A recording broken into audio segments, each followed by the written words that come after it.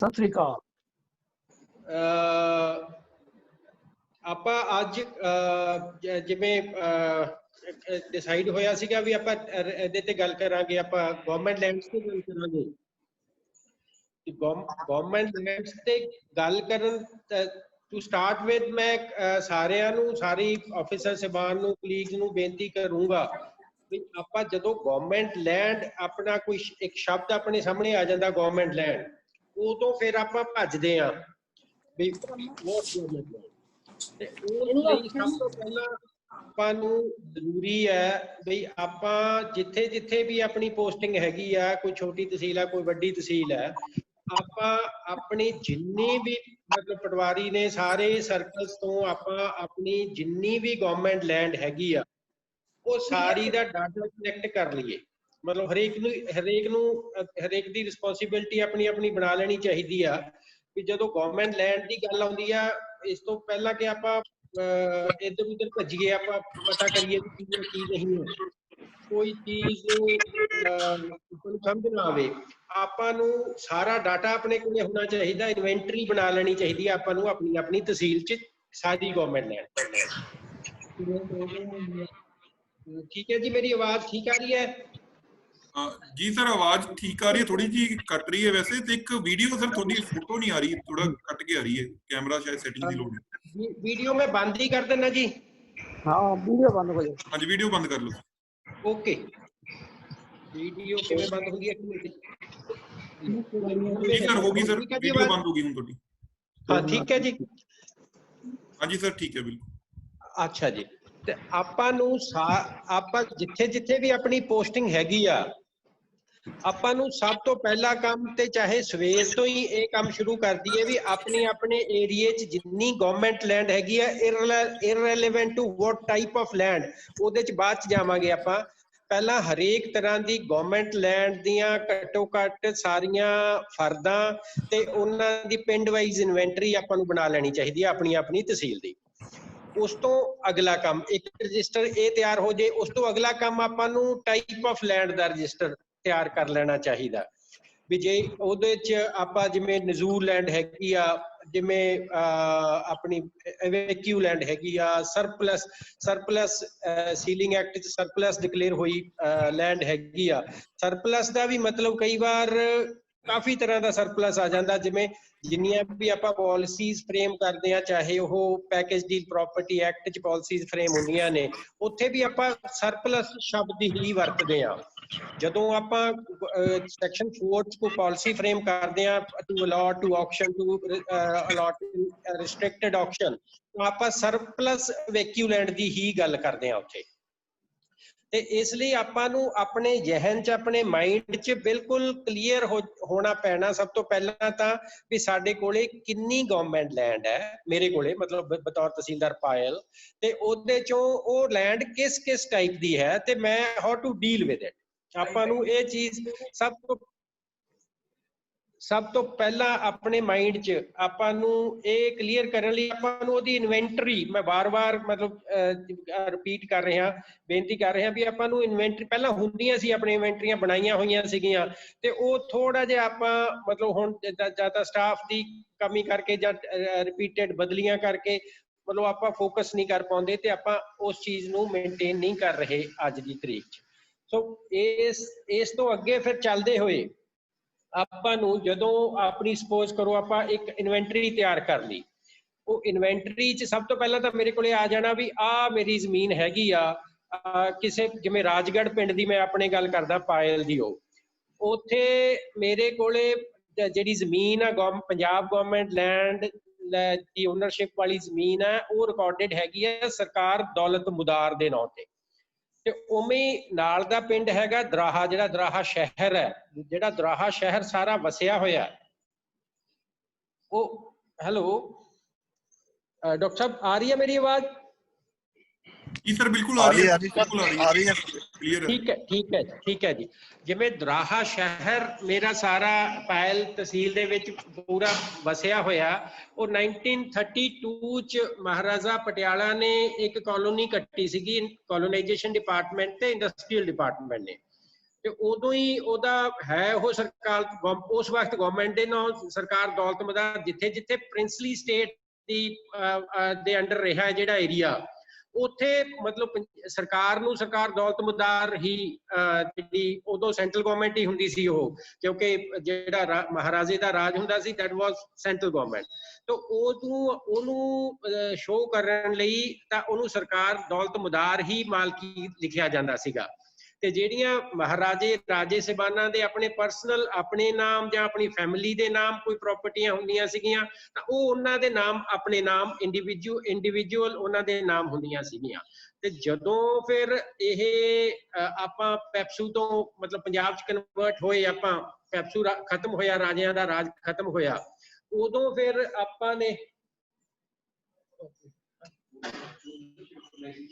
ਇਸੇ ਚਲਾਤਾ ਚਲੋ ਉਧਰ ਰਾਜਿਆਂ ਦਾ ਆਪਾਂ ਜਦੋਂ ਫਿਰ ਆਪਣਾ ਇੱਧਰ ਆ ਗਏ ਤਾਂ ਜਿੰਨੀਆਂ ਉਹਨਾਂ ਦੀਆਂ ਮਹਾਰਾਜਾ ਸਪੋਜ਼ ਕਰੋ ਆਪਾਂ ਮਹਾਰਾਜਾ ਨਾਭਾ ਜਾਂ ਪਟਿਆਲਾ ਦੀ ਗੱਲ ਕਰਦੇ ਹਾਂ ਤਾਂ ਉਦੋਂ ਫਿਰ ਉਹਨਾਂ ਨੇ ਜਿਹੜੀਆਂ ਤਾਂ ਉਹਨਾਂ ਦੇ ਪਰਸਨਲ ਨਾਮ ਤੇ ਜ਼ਮੀਨਾਂ ਸੀਗੀਆਂ, ਜਿਵੇਂ ਕੋਈ ਮਹਿਲ ਉਹਨਾਂ ਦੇ ਸੀ ਜਾਂ ਉਹਨਾਂ ਦੀਆਂ ਪ੍ਰਾਪਰਟੀਆਂ ਪਰਸਨਲ ਨਾਮ ਤੇ ਸੀ, ਉਹ ਉਹਨਾਂ ਦੀ ਫੈਮਿਲੀ ਦੇ ਨਾਮ ਤੇ ਹੀ ਰਹਿ ਗਈਆਂ ਤੇ ਜਿਹੜੀਆਂ ਸਰਕਾਰ ਦੌਲਤ ਮਦਾਰ ਦੇ ਨਾਮ ਸੀ ਉਹ ਸਟੇਟ 'ਚ ਵੈਸਟ ਕਰ ਗਈਆਂ। 1966 ਪੰਜਾਬ ਬਣਿਆ, ਉਦੋਂ 65-66 ਤੇ ਹੋਇਆ ਸੀਗਾ। ਜਿਵੇਂ ਉਹ ਕੱਲ ਪਰਸੋਂ ਦੂਸਰੇ ਗਰੁੱਪ 'ਚ ਆਪਣੀ ਡਿਸਕਸ਼ਨ ਚੱਲ ਰਹੀ ਸੀਗੀ ਬਈ ਮਹਾਰਾਜਾ ਫਰੀਦਕੋਟ ਦੇ ਨਾਮ ਦਾ ਕਈ ਕੇਸ ਆਪਣੇ ਪਰਿੰਦਾ ਸਾਹਿਬ ਵੀ ਰਿਟਾਇਰਡ ਤਹਿਸੀਲਦਾਰ ਸਾਹਿਬ ਡਿਸਕਸ ਕਰ ਰਹੇ ਸੀ ਕੇਸ।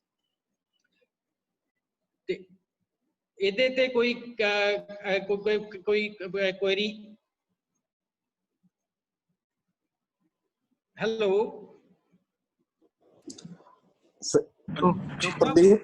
ਪ੍ਰਦੀਪ ਜੀ, ਇੱਕ ਜਿਹੜਾ ਦੂਸਰੀ ਕਪੂਰਗੜ੍ਹ ਦੀ ਜ਼ਮੀਨ ਹੈ ਉਹ ਵੀ ਫਿਰ ਇਹੀ ਹੈ ਕਿ ਸਰਕਾਰ ਦੌਲਤ ਮਦਾਰ ਸਰਪਲਸ ਹੈ?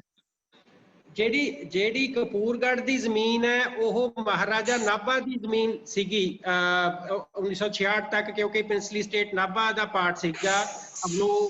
Sub division even Fatehgarh Sahib ਤੇ Bassi was the district of Bassi Pathana district ਹੁੰਦਾ ਸੀ ਸਟੇਟ ਨਾਭਾ ਦਾ। ਜੀ ਸਰ। ਅਤੇ ਜਿਹੜੀ ਕਪੂਰਗੜ੍ਹ ਜ਼ਮੀਨ ਹੈਗੀ ਆ ਇਹ ਮਹਾਰਾਜਾ ਨਾਭਾ ਦੀ ਸੀ ਤੇ ਉਸ ਵਕਤ ਮਹਾਰਾਜਾ ਨਾਭਾ ਦਾ ਇੱਕ ਕੰਟਰੈਕਟ ਹੋਇਆ ਸੀਗਾ ਆਪਣੇ ਮੁਜ਼ਾਰਿਆਂ ਦੇ ਨਾਲ ਵੀ 20 time of the land revenue ਔਰ ਕੁਛ ਰੁਪਏ ਰੱਖੇ ਸੀਗੇ ਉਹਨਾਂ ਨੇ ਵੀ ਵਿਚ ਐਵਰ ਇਜ਼ ਲੈਸ ਉਹ ਭਰ ਕੇ ਉਹ ਬੰਦੇ ਮਾਲਕ ਡਿਕਲੇਅਰ ਹੋ ਜਾਣਗੇ। 1966 ਤੋਂ ਪਹਿਲਾਂ ਇਹ ਮਹਾਰਾਜਾ ਨਾਭਾ ਨਾਲ ਉਹਨਾਂ ਦਾ ਮਤਲਬ ਇਹ ਹੋ ਗਿਆ ਸੀ, ਫੈਸਲਾ ਹੋ ਗਿਆ ਸੀ ਮਹਾਰਾਜਾ ਨਾਭਾ ਵੱਲੋਂ। Right sir. ਜੀ ਬਟ ਕਰੰਟ ਸਟੇਟਸ ਕੀ ਹੈ ਜੀ? ਉੱਥੇ ਉਸ ਜਗ੍ਹਾ ਤੇ ਵੀ ਸਰਕਾਰ ਦੌਲਤ ਮਦਾਰ ਹੀ ਬੋਲਦੀ ਹੈ ਤੇ ਸਟੇਟ ਗਵਰਨਮੈਂਟ ਹੈ। ਜਦੋਂ ਸਟੇਟ 'ਚ ਵੈਸਟ ਕਰ ਗਈ ਜ਼ਮੀਨ ਸਾਰੀ ਮਹਾਰਾਜਾ ਮਤਲਬ ਸਾਰੇ ਮਹਾਰਾਜਾ ਦੀਆਂ ਜਿੰਨੀਆਂ ਜਿੱਥੇ ਜਿੱਥੇ ਉਹਨਾਂ ਦੀ ਸੀਗੀ ਪਾਵਰ ਸੀਗੀ ਉਹ ਸਾਰੀ ਸਟੇਟ 'ਚ ਵੈਸਟ ਕਰ ਗਈ ਤਾਂ ਸਟੇਟ ਗਵਰਨਮੈਂਟ 'ਚ ਵੈਸਟ ਕਰ ਗਈਆਂ ਸਾਰੀਆਂ ਪ੍ਰਾਪਰਟੀਆਂ। ਬਟ ਉੱਥੇ ਜਿਹੜੇ ਮੁਜ਼ਾਹਰੇ ਨੇ ਹੁਣ ਵੀ ਉਹ ਕੋਰਟ ਦੀਆਂ ਜੱਜਮੈਂਟਸ ਲੈ ਕੇ ਸੀਲ 'ਚ ਫਿਰਦੇ ਹੀ ਰਹਿੰਦੇ ਨੇ। ਤੁਹਾਡੇ ਵੀ ਨੌਲੇਜ 'ਚ ਆਇਆ ਹੋਣਾ, ਤੁਸੀਂ ਵੀ ਅਮਲੋ ਰਹੇ ਹੋ? ਹੈਲੋ, ਮੈਂ ਕਿਹਾ ਜਿਹੜੇ ਉੱਥੇ ਦੇ ਮੁਜ਼ਾਹਰੇ ਨੇ ਕਪੂਰਗੜ੍ਹ ਦੇ, ਹਾਂਜੀ, ਉਹ ਜੱਜਮੈਂਟ ਹਾਈ ਕੋਰਟ ਦੀਆਂ ਲੈ ਕੇ ਫਿਰਦੇ ਰਹਿੰਦੇ ਤਹਿਸੀਲਦਾਰਾਂ ਦੇ ਮਗਰ। ਠੀਕ ਹੈ ਸਰ। ਵੀ ਇਹ ਸਾਡੇ ਨਾਲ ਕਰ ਦਿਓ ਜੀ। ਕੋਈ ਜੱਜਮੈਂਟ ਕੋਈ ਸਪੀਕਿੰਗ ਆਰਡਰ ਤਾਂ ਨਹੀਂ ਹੁੰਦਾ ਬਟ ਫਿਰ ਵੀ ਗੋਲਮੋਲ ਜੇ ਹੁੰਦੇ ਨੇ। ਐਕਚੁਅਲੀ ਉੱਥੇ ਜ਼ਮੀਨਾਂ ਤਾਂ ਵਿਕਦੀਆਂ ਨੇ, ਤੁਹਾਨੂੰ ਪਤਾ ਕਬਜ਼ੇ ਦੇ ਆਧਾਰ ਤੇ ਵਿਕਦੀਆਂ ਨੇ।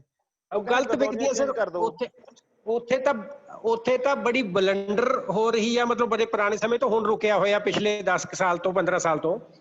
ਬਈ ਉੱਥੇ ਕੀ ਕਰਦੇ ਸੀਗੇ, ਉੱਥੇ ਤਾਂ ਐਂਟਰੀਆਂ ਵੀ ਆਪਣੇ ਰੈਵਨਿਊ ਰਿਕਾਰਡ ਜਿੱਥੇ ਸਰਕਾਰ ਪੰਜਾਬ ਸਰਕਾਰ ਦੀ ਮਾਲਕੀ ਹੈ, ਤਹਿਸੀਲਦਾਰ ਨਾਇਬ ਤਹਿਸੀਲਦਾਰ SDM DC ਸਾਰੇ ਕਸਟੋਡੀਅਨ ਨੇ ਉਸ ਜ਼ਮੀਨ ਦੇ, ਪਰ ਖਾਨਾ ਕਾਸਟ ਪਟਵਾਰੀ ਆਪਣੇ ਪੱਧਰ ਤੇ ਹੀ ਐਫੀਡੇਵਿਟ ਲੈ ਕੇ ਬਦਲੀ ਜਾਂਦੇ ਸੀ ਤੇ ਰਿਮਾਰਕਸ ਕਾਲਮ 'ਚ ਹਜੇ ਵੀ ਪਟਵਾਰੀ ਮਤਲਬ 15 ਸਾਲ ਪਹਿਲਾਂ ਤੱਕ ਪਟਵਾਰੀ ਪਾਈ ਗਏ ਨੇ ਵੀ ਆਹ 30 ਲੱਖ ਨੂੰ ਕਿੱਲਾ ਵਿਕਿਆ। ਉਹਦੇ ਲਈ ਜਦ ਉਹ ਪੁਰਾਣਾ ਕੇਸ ਜਿਹੜਾ ਤੁਸੀਂ ਹਾਈ ਕੋਰਟ ਦੀ ਨਹੀਂ ਸਾਰੇ ਰਜਿਸਟ੍ਰੇਸ਼ਨ ਹੋਈਆਂ ਨੇ, ਉੱਥੇ ਰਜਿਸਟਰੀਆਂ ਹੋਈਆਂ ਇਹ ਨਹੀਂ ਰਜਿਸਟ੍ਰੇਸ਼ਨ ਨਹੀਂ ਹੋਈਆਂ ਸਰ। ਐਫੀਡੇਵਿਟ ਲੈ ਕੇ ਉਹ ਮਤਲਬ ਪਟਵਾਰੀ ਗਦੌਰੀ ਬਦਲ ਦਿੰਦਾ ਸੀ ਤੇ ਰਿਮਾਰਕਸ ਕਾਲਮ 'ਚ ਲਿਖ ਦਿੰਦਾ ਸੀ ਵੀ ਆਹ ਪ੍ਰਦੀਪ ਸਿੰਘ ਬੈਂਸ ਨੇ 2 ਕਿੱਲੇ ਫਲਾਣੇ ਨੂੰ 35 ਲੱਖ 'ਚ ਵੇਚ ਦਿੱਤੇ ਹਨ। ਨਹੀਂ ਉਹਦੇ 'ਚ ਇਹ ਕਬਜ਼ੇ ਦੇ ਆਧਾਰ ਤੇ ਸਿਰਫ ਐਫੀਡੇਵਿਟ ਦੇ ਬੇਸ ਤੇ ਇਹੀ ਸਿਰਫ ਐਫੀਡੇਵਿਟ ਦੇ ਬੇਸ ਤੇ। ਹਾਂਜੀ ਸਰ। ਸੇਲ ਡੀਡ ਕੋਈ ਰਜਿਸਟਰਡ ਨਹੀਂ ਹੋਈ? ਨਹੀਂ ਸੇਲ ਡੀਡ ਤਾਂ ਪੋਸੀਬਲ ਹੀ ਹੈ ਨਹੀਂ। ਖਾਨਾ ਮਾਲਕੀ 'ਚ ਪੰਜਾਬ ਸਰਕਾਰ ਦੌਲਤਮਦਾਰ ਬੈਠੀ ਹੈ ਸਰ। ਸਰ ਇਹਦੇ ਉਹ ਤਾਂ ਪੋਸੀਬਲ ਹੀ ਨਹੀਂ, ਬਟ ਇਦਾਂ ਦੀਆਂ ਐਂਟਰੀਜ਼ ਹੋਈਆਂ ਤਾਂ ਟੋਟਲੀ ਇਲੀਗਲ ਐਕਟ ਹੈ। ਟੋਟਲੀ ਇਹ ਹੁਣ ਤੱਕ ਵੀ ਹੋਈ ਜਾ ਰਹੀਆਂ ਸਰ? ਇਹ ਉੱਥੇ ਹੁਣ ਬੰਦ ਨੇ ਸਰ। ਪਿਛਲੇ 10-15 ਸਾਲ ਤੋਂ ਬੰਦ ਕੀਤੀਆਂ ਹੋਈਆਂ ਸਰ। ਉਹ ਫਿਰ ਪਿਛਲਾ ਰਿਵਿਊ ਹੋਣਾ ਨਹੀਂ ਬਣਦਾ ਸਰ? ਪਿਛਲਾ ਉਹ ਜਿਹੜਾ ਸਾਰੀਆਂ ਹੋਈਆਂ ਐਂਟਰੀਜ਼ ਦੇ ਰਿਵਿਊ ਤਾਂ ਉਹਦਾ ਇਹੀ ਸੀਗਾ ਵੀ ਉਹਦੇ 'ਚ ਫਿਰ ਜਿਹੜੀ ਆਪਣੇ ਗਾਰਗ ਸਾਹਿਬ ਨੇ ਦੀ ਕੁਐਰੀ ਸੀਗੀ ਵੀ ਹਾਈ ਕੋਰਟ ਤੋਂ ਲੋਕ ਚੱਕੀ ਫਿਰਦੇ ਨੇ ਸਾਰਾ। ਉਹ ਬੇਸਿਕਲੀ ਉਹ ਜਿਹੜਾ ਮਹਾਰਾਜਾ ਨਾਭਾ ਨਾਲ ਲੋਕਾਂ ਦਾ ਕੰਟਰੈਕਟ ਹੋਇਆ ਸੀਗਾ। ਇੱਕ ਮਹਾਰਾਜਾ ਨਾਭਾ ਦਾ ਡਿਸੀਜਨ ਹੋਇਆ ਸੀ ਵੀ 20% ਲੈ ਕੇ ਲੈਂਡ ਰੈਵਨਿਊ ਦਾ ਤੁਹਾਨੂੰ ਇਹ ਜ਼ਮੀਨ ਅਲਾਟ ਕਰ ਦਿੱਤੀ ਜਾਊਗੀ ਐਜ਼ ਮੁਜ਼ਾਰੇ। ਠੀਕ ਹੈ ਸਰ। ਉਹਦੇ ਬੇਸ ਤੇ ਫਿਰ ਇੱਕ 2007-08 ਚ ਮੈਂ ਤਹਿਸੀਲਦਾਰ ਸੀਗਾ ਉੱਥੇ ਤੇ ਮੈਡਮ ਪੂਨਮ ਦੀ ਮੈਮ ਸੀਗੇ SDM ਸਾਹਿਬ ਜੀ। ਉਹਨਾਂ ਉਦੋਂ ਕਲੈਕਟਰ ਅਗਰੇਰੀਅਨ ਦੀਆਂ 2009 ਚ ਫਿਰ ਦੁਬਾਰਾ DC ਸਾਹਿਬ ਚ ਵੈਸਟ ਕਰ ਗਈਆਂ ਪਾਰਸ ਤੇ ਉਦੋਂ SDM ਸਾਹਿਬ ਕੋਲ ਹੀ ਸੀਗੀਆਂ ਕਲੈਕਟਰ ਅਗਰੇਰੀਅਨ ਦੀਆਂ ਪਾਰਸ। ਜੀ ਸਰ। ਤੇ ਉਦੋਂ ਫਿਰ SDM ਸਾਹਿਬ ਨੇ ਫੈਸਲਾ ਕਰਤਾ ਸੀਗਾ ਵੀ ਜਿਹੜੇ ਐਕਚੁਅਲ ਮੁਜ਼ਾਰੇ ਸੀ ਮਹਾਰਾਜਾ ਨਾਭਾ ਵੇਲੇ ਦੇ ਉਹਨਾਂ ਦੇ ਨਾਂ ਮੈਂ ਮਤਲਬ ਇਹਨੂੰ ਉਹ ਪੈਸੇ ਭਰਾਏ ਹੋਏ ਸੀਗੇ ਲੋਕਾਂ ਨੇ। ਉਹ ਰਸੀਦਾਂ ਚੱਕੀ ਫਿਰਦੇ ਸੀ ਟਾਈਮ ਟੂ ਟਾਈਮ। ਲੋਕ 2 ਨੰਬਰ 'ਚ ਆਈ ਆ ਕੇ ਆਪਣੇ ਕਿਸੇ ਕਿਤੋਂ ਮੋਹਰ ਲਵਾ ਕੇ ਖਜ਼ਾਨੇ 'ਚ ਭਰਾ ਦਿੰਦੇ ਸੀ ਪੈਸੇ। ਤੇ ਜਿਹੜੇ ਐਕਚੁਅਲ ਮੁਜ਼ਾਰੇ ਸੀਗੇ ਉਸ ਵਕਤ ਮਹਾਰਾਜਾ ਨਾਭਾ ਦੇ ਉਹਨਾਂ ਦੇ ਨਾਮ ਇੱਕ ਸਪੀਕਿੰਗ ਆਰਡਰ ਪਾਸ ਕਰਤਾ ਸੀਗਾ ਵੀ ਉਹ they can claim to be the owners ਪੀ ਰਾਈਟਸ ਲੈਣ ਦੇ ਹੱਕਦਾਰ ਹੈਗੇ ਨੇ ਉਹ।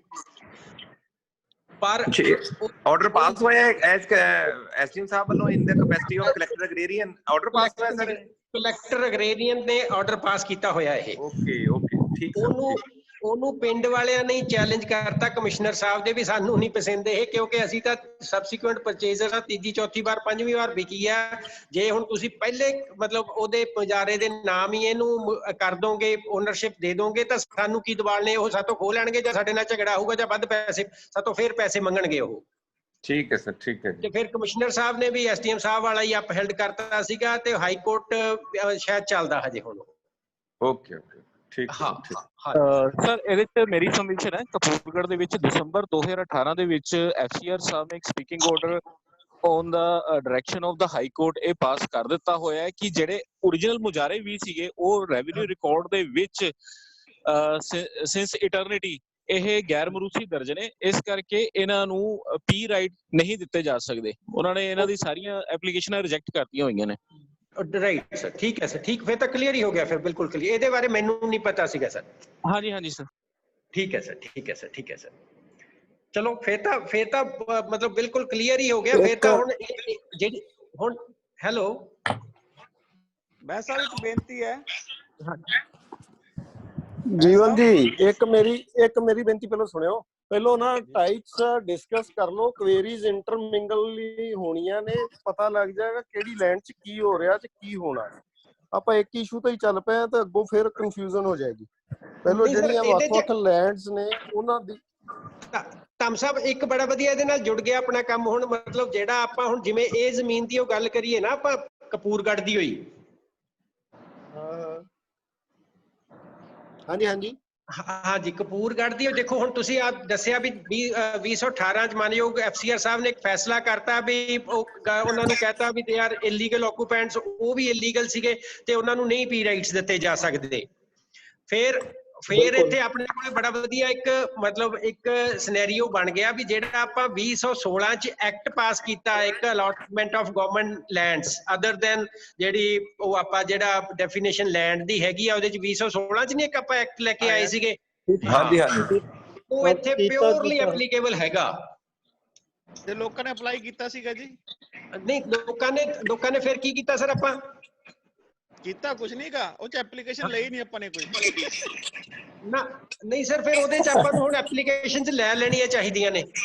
ਉਹ ਸਰ ਜਿਹੜਾ ਐਕਟ ਸਰਕਾਰ ਨੇ ਬਣਾਇਆ ਸੀਗਾ ਉਹ ਮੇਰੇ ਖਿਆਲ ਦੇ ਵਿੱਚ ਸ਼ਾਇਦ ਇੰਪਲੀਮੈਂਟੇਸ਼ਨ ਤੇ ਸਟੇ ਹੋ ਗਈ ਸੀ। ਉਹਦੀ ਨਹੀਂ ਹੋਈ। ਕੋਈ ਸਟੇ ਨਹੀਂ ਹੈ ਸਰ, ਸਟੇ ਕੋਈ ਨਹੀਂ ਹੋਈ ਉਹਦੇ ਤੇ ਸਰ। ਨਹੀਂ ਉਹਦੇ ਤੇ ਕੋਈ ਸਟੇ ਨਹੀਂ ਹੋਈ। ਪ੍ਰਦੀਪ ਜੀ ਮੈਂ ਫਿਰ ਉਹੀ ਕਹਿਣ ਲੱਗਾ, ਪਹਿਲੋਂ ਪਤਾ ਕੀ ਹੈ, ਫਿਰ ਉਹ ਕਨਫਿਊਜ਼ਨ ਹੋ ਗਈ ਵੀ ਕਿਹੜੀ ਲੈਂਡਸ ਕਵਰ ਹੋਣੀਆਂ ਨੇ, ਕਿੰਨਾਂ ਦੀ ਪਾਲਿਸੀ ਗਵਰਨਮੈਂਟ ਵੱਲੋਂ ਆਉਣੀ ਹੈ, ਕਿੰਨਾਂ ਦੀਆਂ ਆਪਣੇ ਕੋਲ ਪਾਵਰਸ ਨੇ ਐਪਲੀਕੇਸ਼ਨਸ ਲੈਣ ਦੀਆਂ।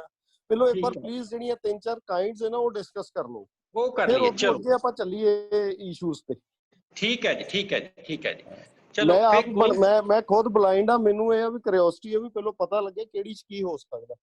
ਹਾਂ ਚਲੋ ਮਤਲਬ ਆਪਾਂ ਬਿਲਕੁਲ ਸਰ, ਆਪਾਂ ਚਲੋ ਮੈਂ ਦੁਬਾਰਾ ਸ਼ੁਰੂ ਤੋਂ ਟਰਾਈ ਕਰਦਾ, ਮਤਲਬ ਉਹਨੂੰ ਥੋੜਾ ਜਿਹਾ ਕਰਨ ਦੀ। ਨਹੀਂ ਜਿਵੇਂ ਹੁਣ ਸਰਕਾਰ ਦੌਲਤਮਦਾਰ ਆ ਗਈ, ਮੈਂ ਇਹਦੇ ਚ ਕੁਐਰੀ ਪੁੱਛਣ ਲੱਗਾ ਸੀ ਜਸਟ ਬਿਕੋਜ਼ ਆਫ ਮਤਲਬ ਟਾਈਪ ਆਫ ਲੈਂਡ ਹੈ ਵੀ ਇਹ ਸਰਕਾਰ ਦੌਲਤਮਦਾਰ ਨੋ ਡਾਊਟ ਜਿੰਨੇ ਰੂਲਰ ਸੀ ਜਿਹੜੇ ਉਸ ਵੇਲੇ ਪ੍ਰਿੰਸਲੀ ਸਟੇਟ ਸੀ ਉਹਨਾਂ ਦੀ ਜਿਹੜੀ ਓਨਰਸ਼ਿਪ ਸੀ ਨਾ, ਜਿਹੜੀ ਉਸ ਵੇਲੇ ਕਾਮਨ ਲੈਂਡ ਸੀ ਬੇਸਿਕਲੀ ਉਹਨਾਂ ਦੀਆਂ ਸਟੇਟਸ ਦੀਆਂ, ਉਸ ਵੇਲੇ ਜਿਹੜੀ ਸਟੇਟ ਦੀ ਸੀ ਉਹਨਾਂ ਦੀ ਸਟੇਟ ਦੀ that was ਚਲੋ ਵੈਸਟ ਕਰ ਗਈ ਪੰਜਾਬ ਚ। ਪਰ ਹੁਣ ਜਿੱਥੇ ਆਪਾਂ ਲਿਖਿਆ ਹੁੰਦਾ ਪੰਜਾਬ ਸਰਕਾਰ, ਕੀ ਉਹ ਪੰਜਾਬ ਸਰਕਾਰ ਐਂਡ ਦੌਲਤਮਦਾਰ ਦੇ ਵਿੱਚ ਕਿਸੇ ਜਗ੍ਹਾ ਤੇ ਵੀ ਕਿਸੇ ਤਰ੍ਹਾਂ ਦਾ ਡਿਫਰੈਂਸ ਹੈਗਾ? ਨਹੀਂ ਮੈਂ ਐਪਲੀਕੇਸ਼ਨ ਜਾਂ ਅਦਰਵਾਈਜ਼। ਚਲੋ ਮੈਂ ਉੱਥੇ ਸ਼ੁਰੂ ਕਰਦਾ। ਆਪਾਂ ਸਪੋਜ਼ ਕਰੋ ਆਪਾਂ ਨੂੰ ਕਿਤੇ ਕੋਈ ਜ਼ਮੀਨ ਦੀ ਆਪਾਂ ਨੂੰ ਗਵਰਨਮੈਂਟ ਲੈਂਡ ਦਾ ਕੋਈ ਮਸਲਾ ਖੜਾ ਹੋ ਜਾਂਦਾ ਤਹਿਸੀਲਦਾਰ ਕੋਲੇ, ਤੇ ਸਭ ਤੋਂ ਪਹਿਲਾਂ ਤਾਂ ਆਪਾਂ ਰੈਵਨਿਊ ਰਿਕਾਰਡ ਹੀ ਦੇਖਣਾ।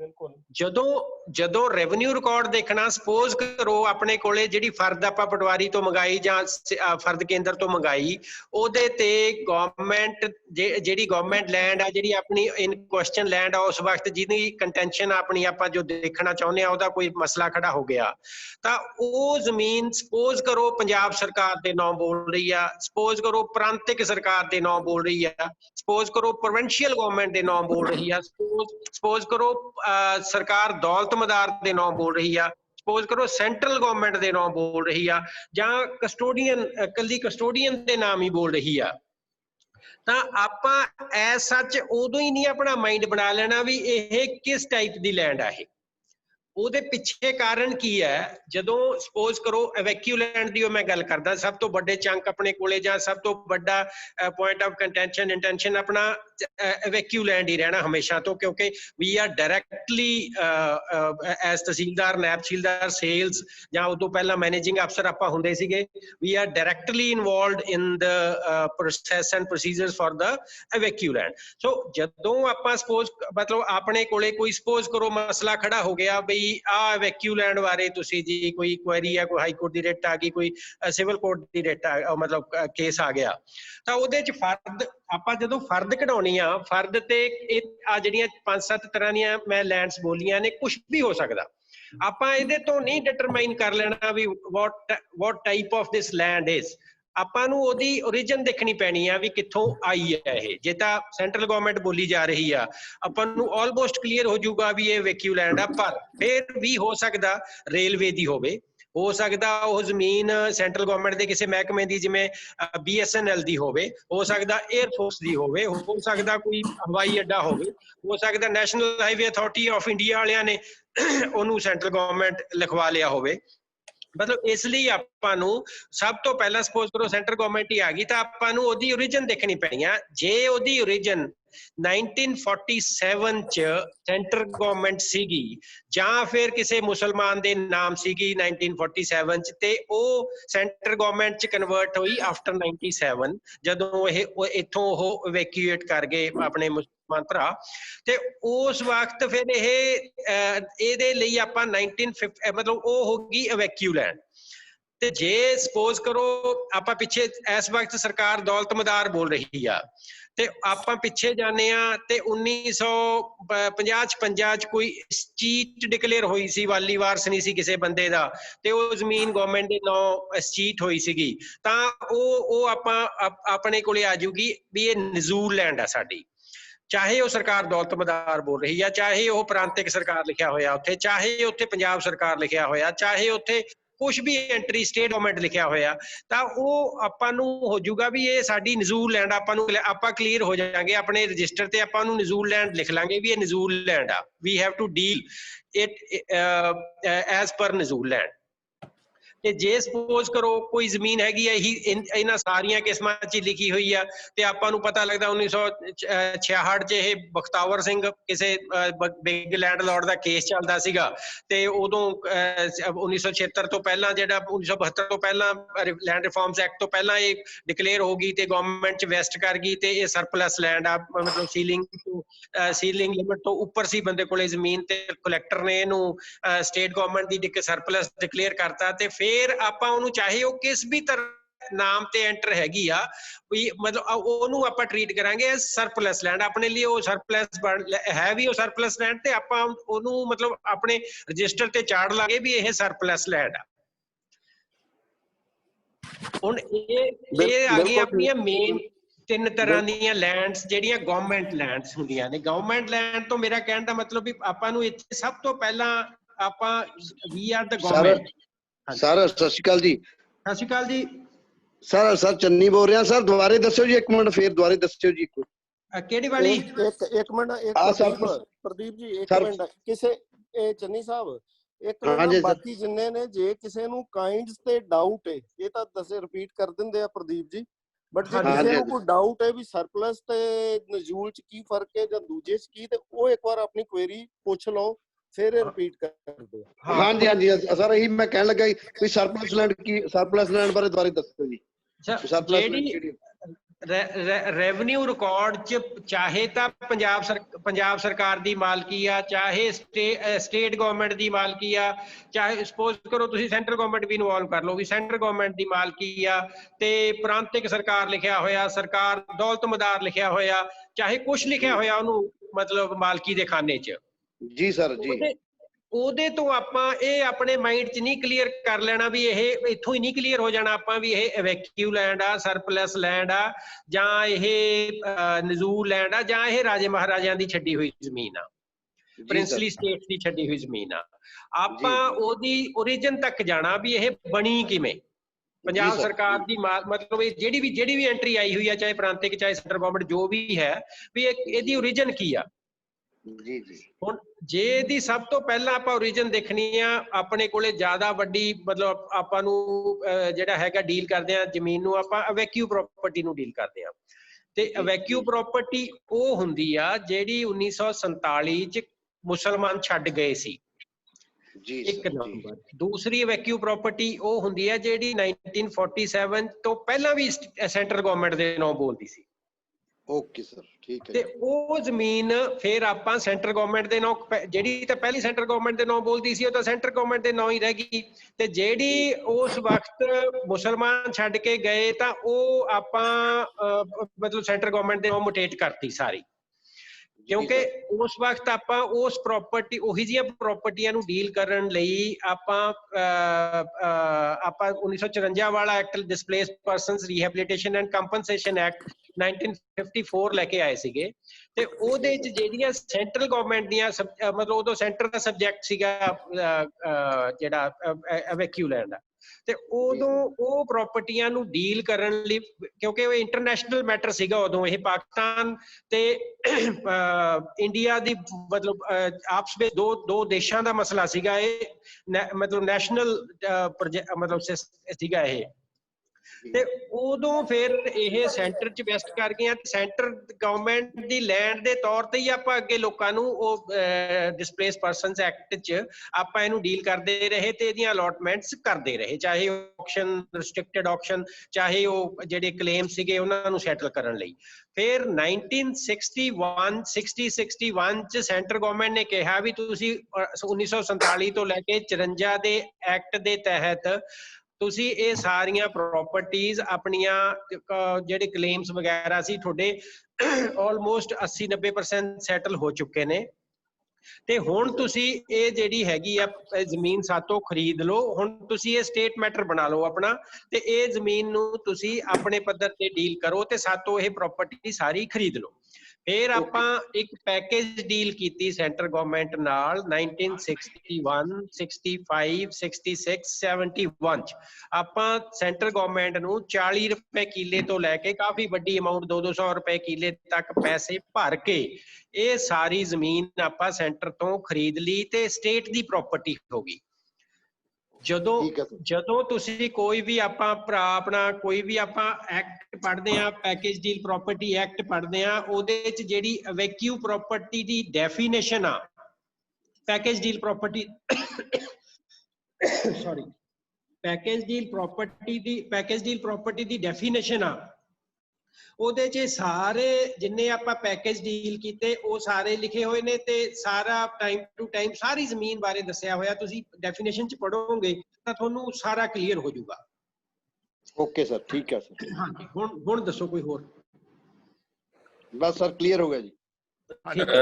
ਸਰ ਇੱਕ ਸਰ ਜੇ ਆਪਾਂ ਸਾਰੇ ਲੈਂਡ ਪੰਜਾਬ ਗਵਰਨਮੈਂਟ ਨੇ ਪੇਮੈਂਟ ਕਰਕੇ 61 65 66 71 ਚ ਖਰੀਦੀ ਸੈਂਟਰਲ ਗਵਰਨਮੈਂਟ ਤੋਂ, ਫਿਰ ਜਿੱਦਾਂ ਸਰ ਤੁਸੀਂ ਪਿੱਛੇ ਮੋਗੇ ਕਰਵਾਈਆਂ ਸੀ ਸਾਰੇ ਲੋਕੇਸ਼ਨ ਪੰਜਾਬ ਗਵਰਨਮੈਂਟ ਦੇ ਨਾਮ ਤੇ, ਇਹ ਤਾਂ ਫਿਰ ਸਾਰੇ ਕਿਤੇ ਹੋਣੇ ਚਾਹੀਦੇ ਨੇ ਕਿਉਂਕਿ ਬਹੁਤ ਜਗ੍ਹਾ ਅਜੇ ਵੀ ਇਹ ਸੈਂਟਰਲ ਗਵਰਨਮੈਂਟ ਦੇ ਨਾਂ ਤੇ ਖੜੀਆਂ ਨੇ ਪ੍ਰਾਪਰਟੀਆਂ। ਇਹ ਤਾਂ ਕਾਫੀ ਵੱਡਾ ਮੇਜਰ ਫਲੋ ਹੈਗਾ।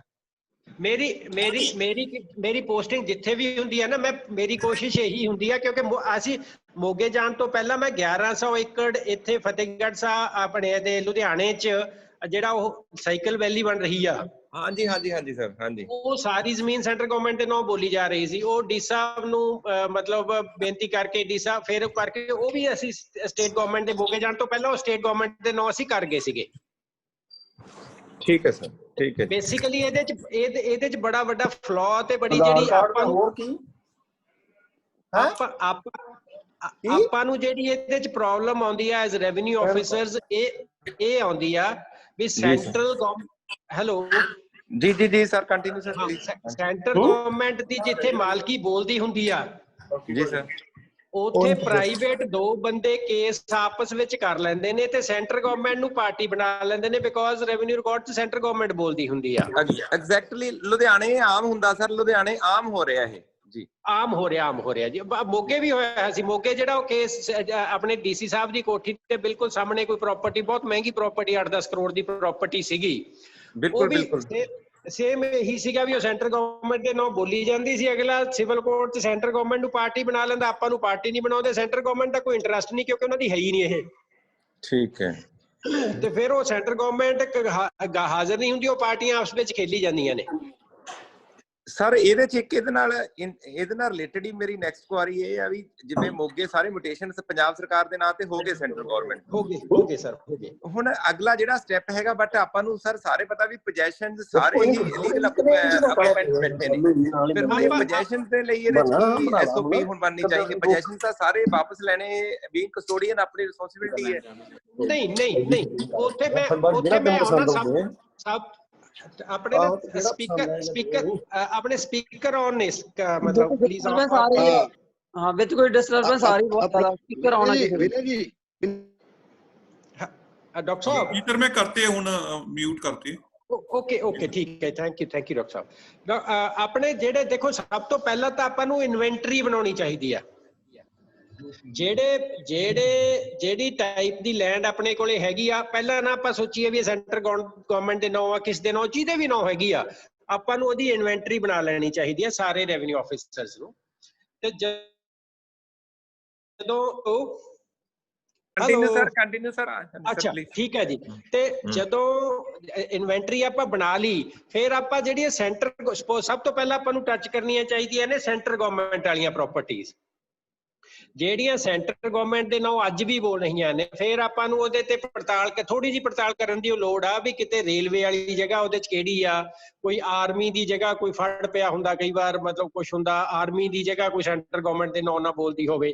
ਇਹ 2-3 ਚੀਜ਼ਾਂ ਦੇਖ ਕੇ ਉਸ ਤੋਂ ਬਾਅਦ ਸਾਰੀ ਲੈਂਡ ਜਿਹੜੀ ਪੈਕੇਜ ਡੀਲ ਪ੍ਰਾਪਰਟੀ ਆ ਉਹ ਸੈਂਟਰ ਗਵਰਨਮੈਂਟ ਤੋਂ ਬਾਏ ਆਰਡਰ, ਚਾਹੇ ਆਰਡਰ ਦੀ ਵੀ ਲੋੜ ਨਹੀਂ, ਮਤਲਬ ਹਜ਼ਾਰਾਂ ਹੀ ਆਰਡਰ ਹੋ ਚੁੱਕੇ ਨੇ, ਇਹ ਚ 100 ਤਾਂ ਹੋਈ ਹੋਏ ਨੇ, ਵੀ ਆਪਾਂ ਨੂੰ ਸਟੇਟ ਗਵਰਨਮੈਂਟ ਦੇ ਨਾਂ ਇਹਦੀ ਐਂਟਰੀਆਂ ਮੁਟੇਟ ਕਰ ਦੇਣੀਆਂ ਚਾਹੀਦੀਆਂ ਨੇ।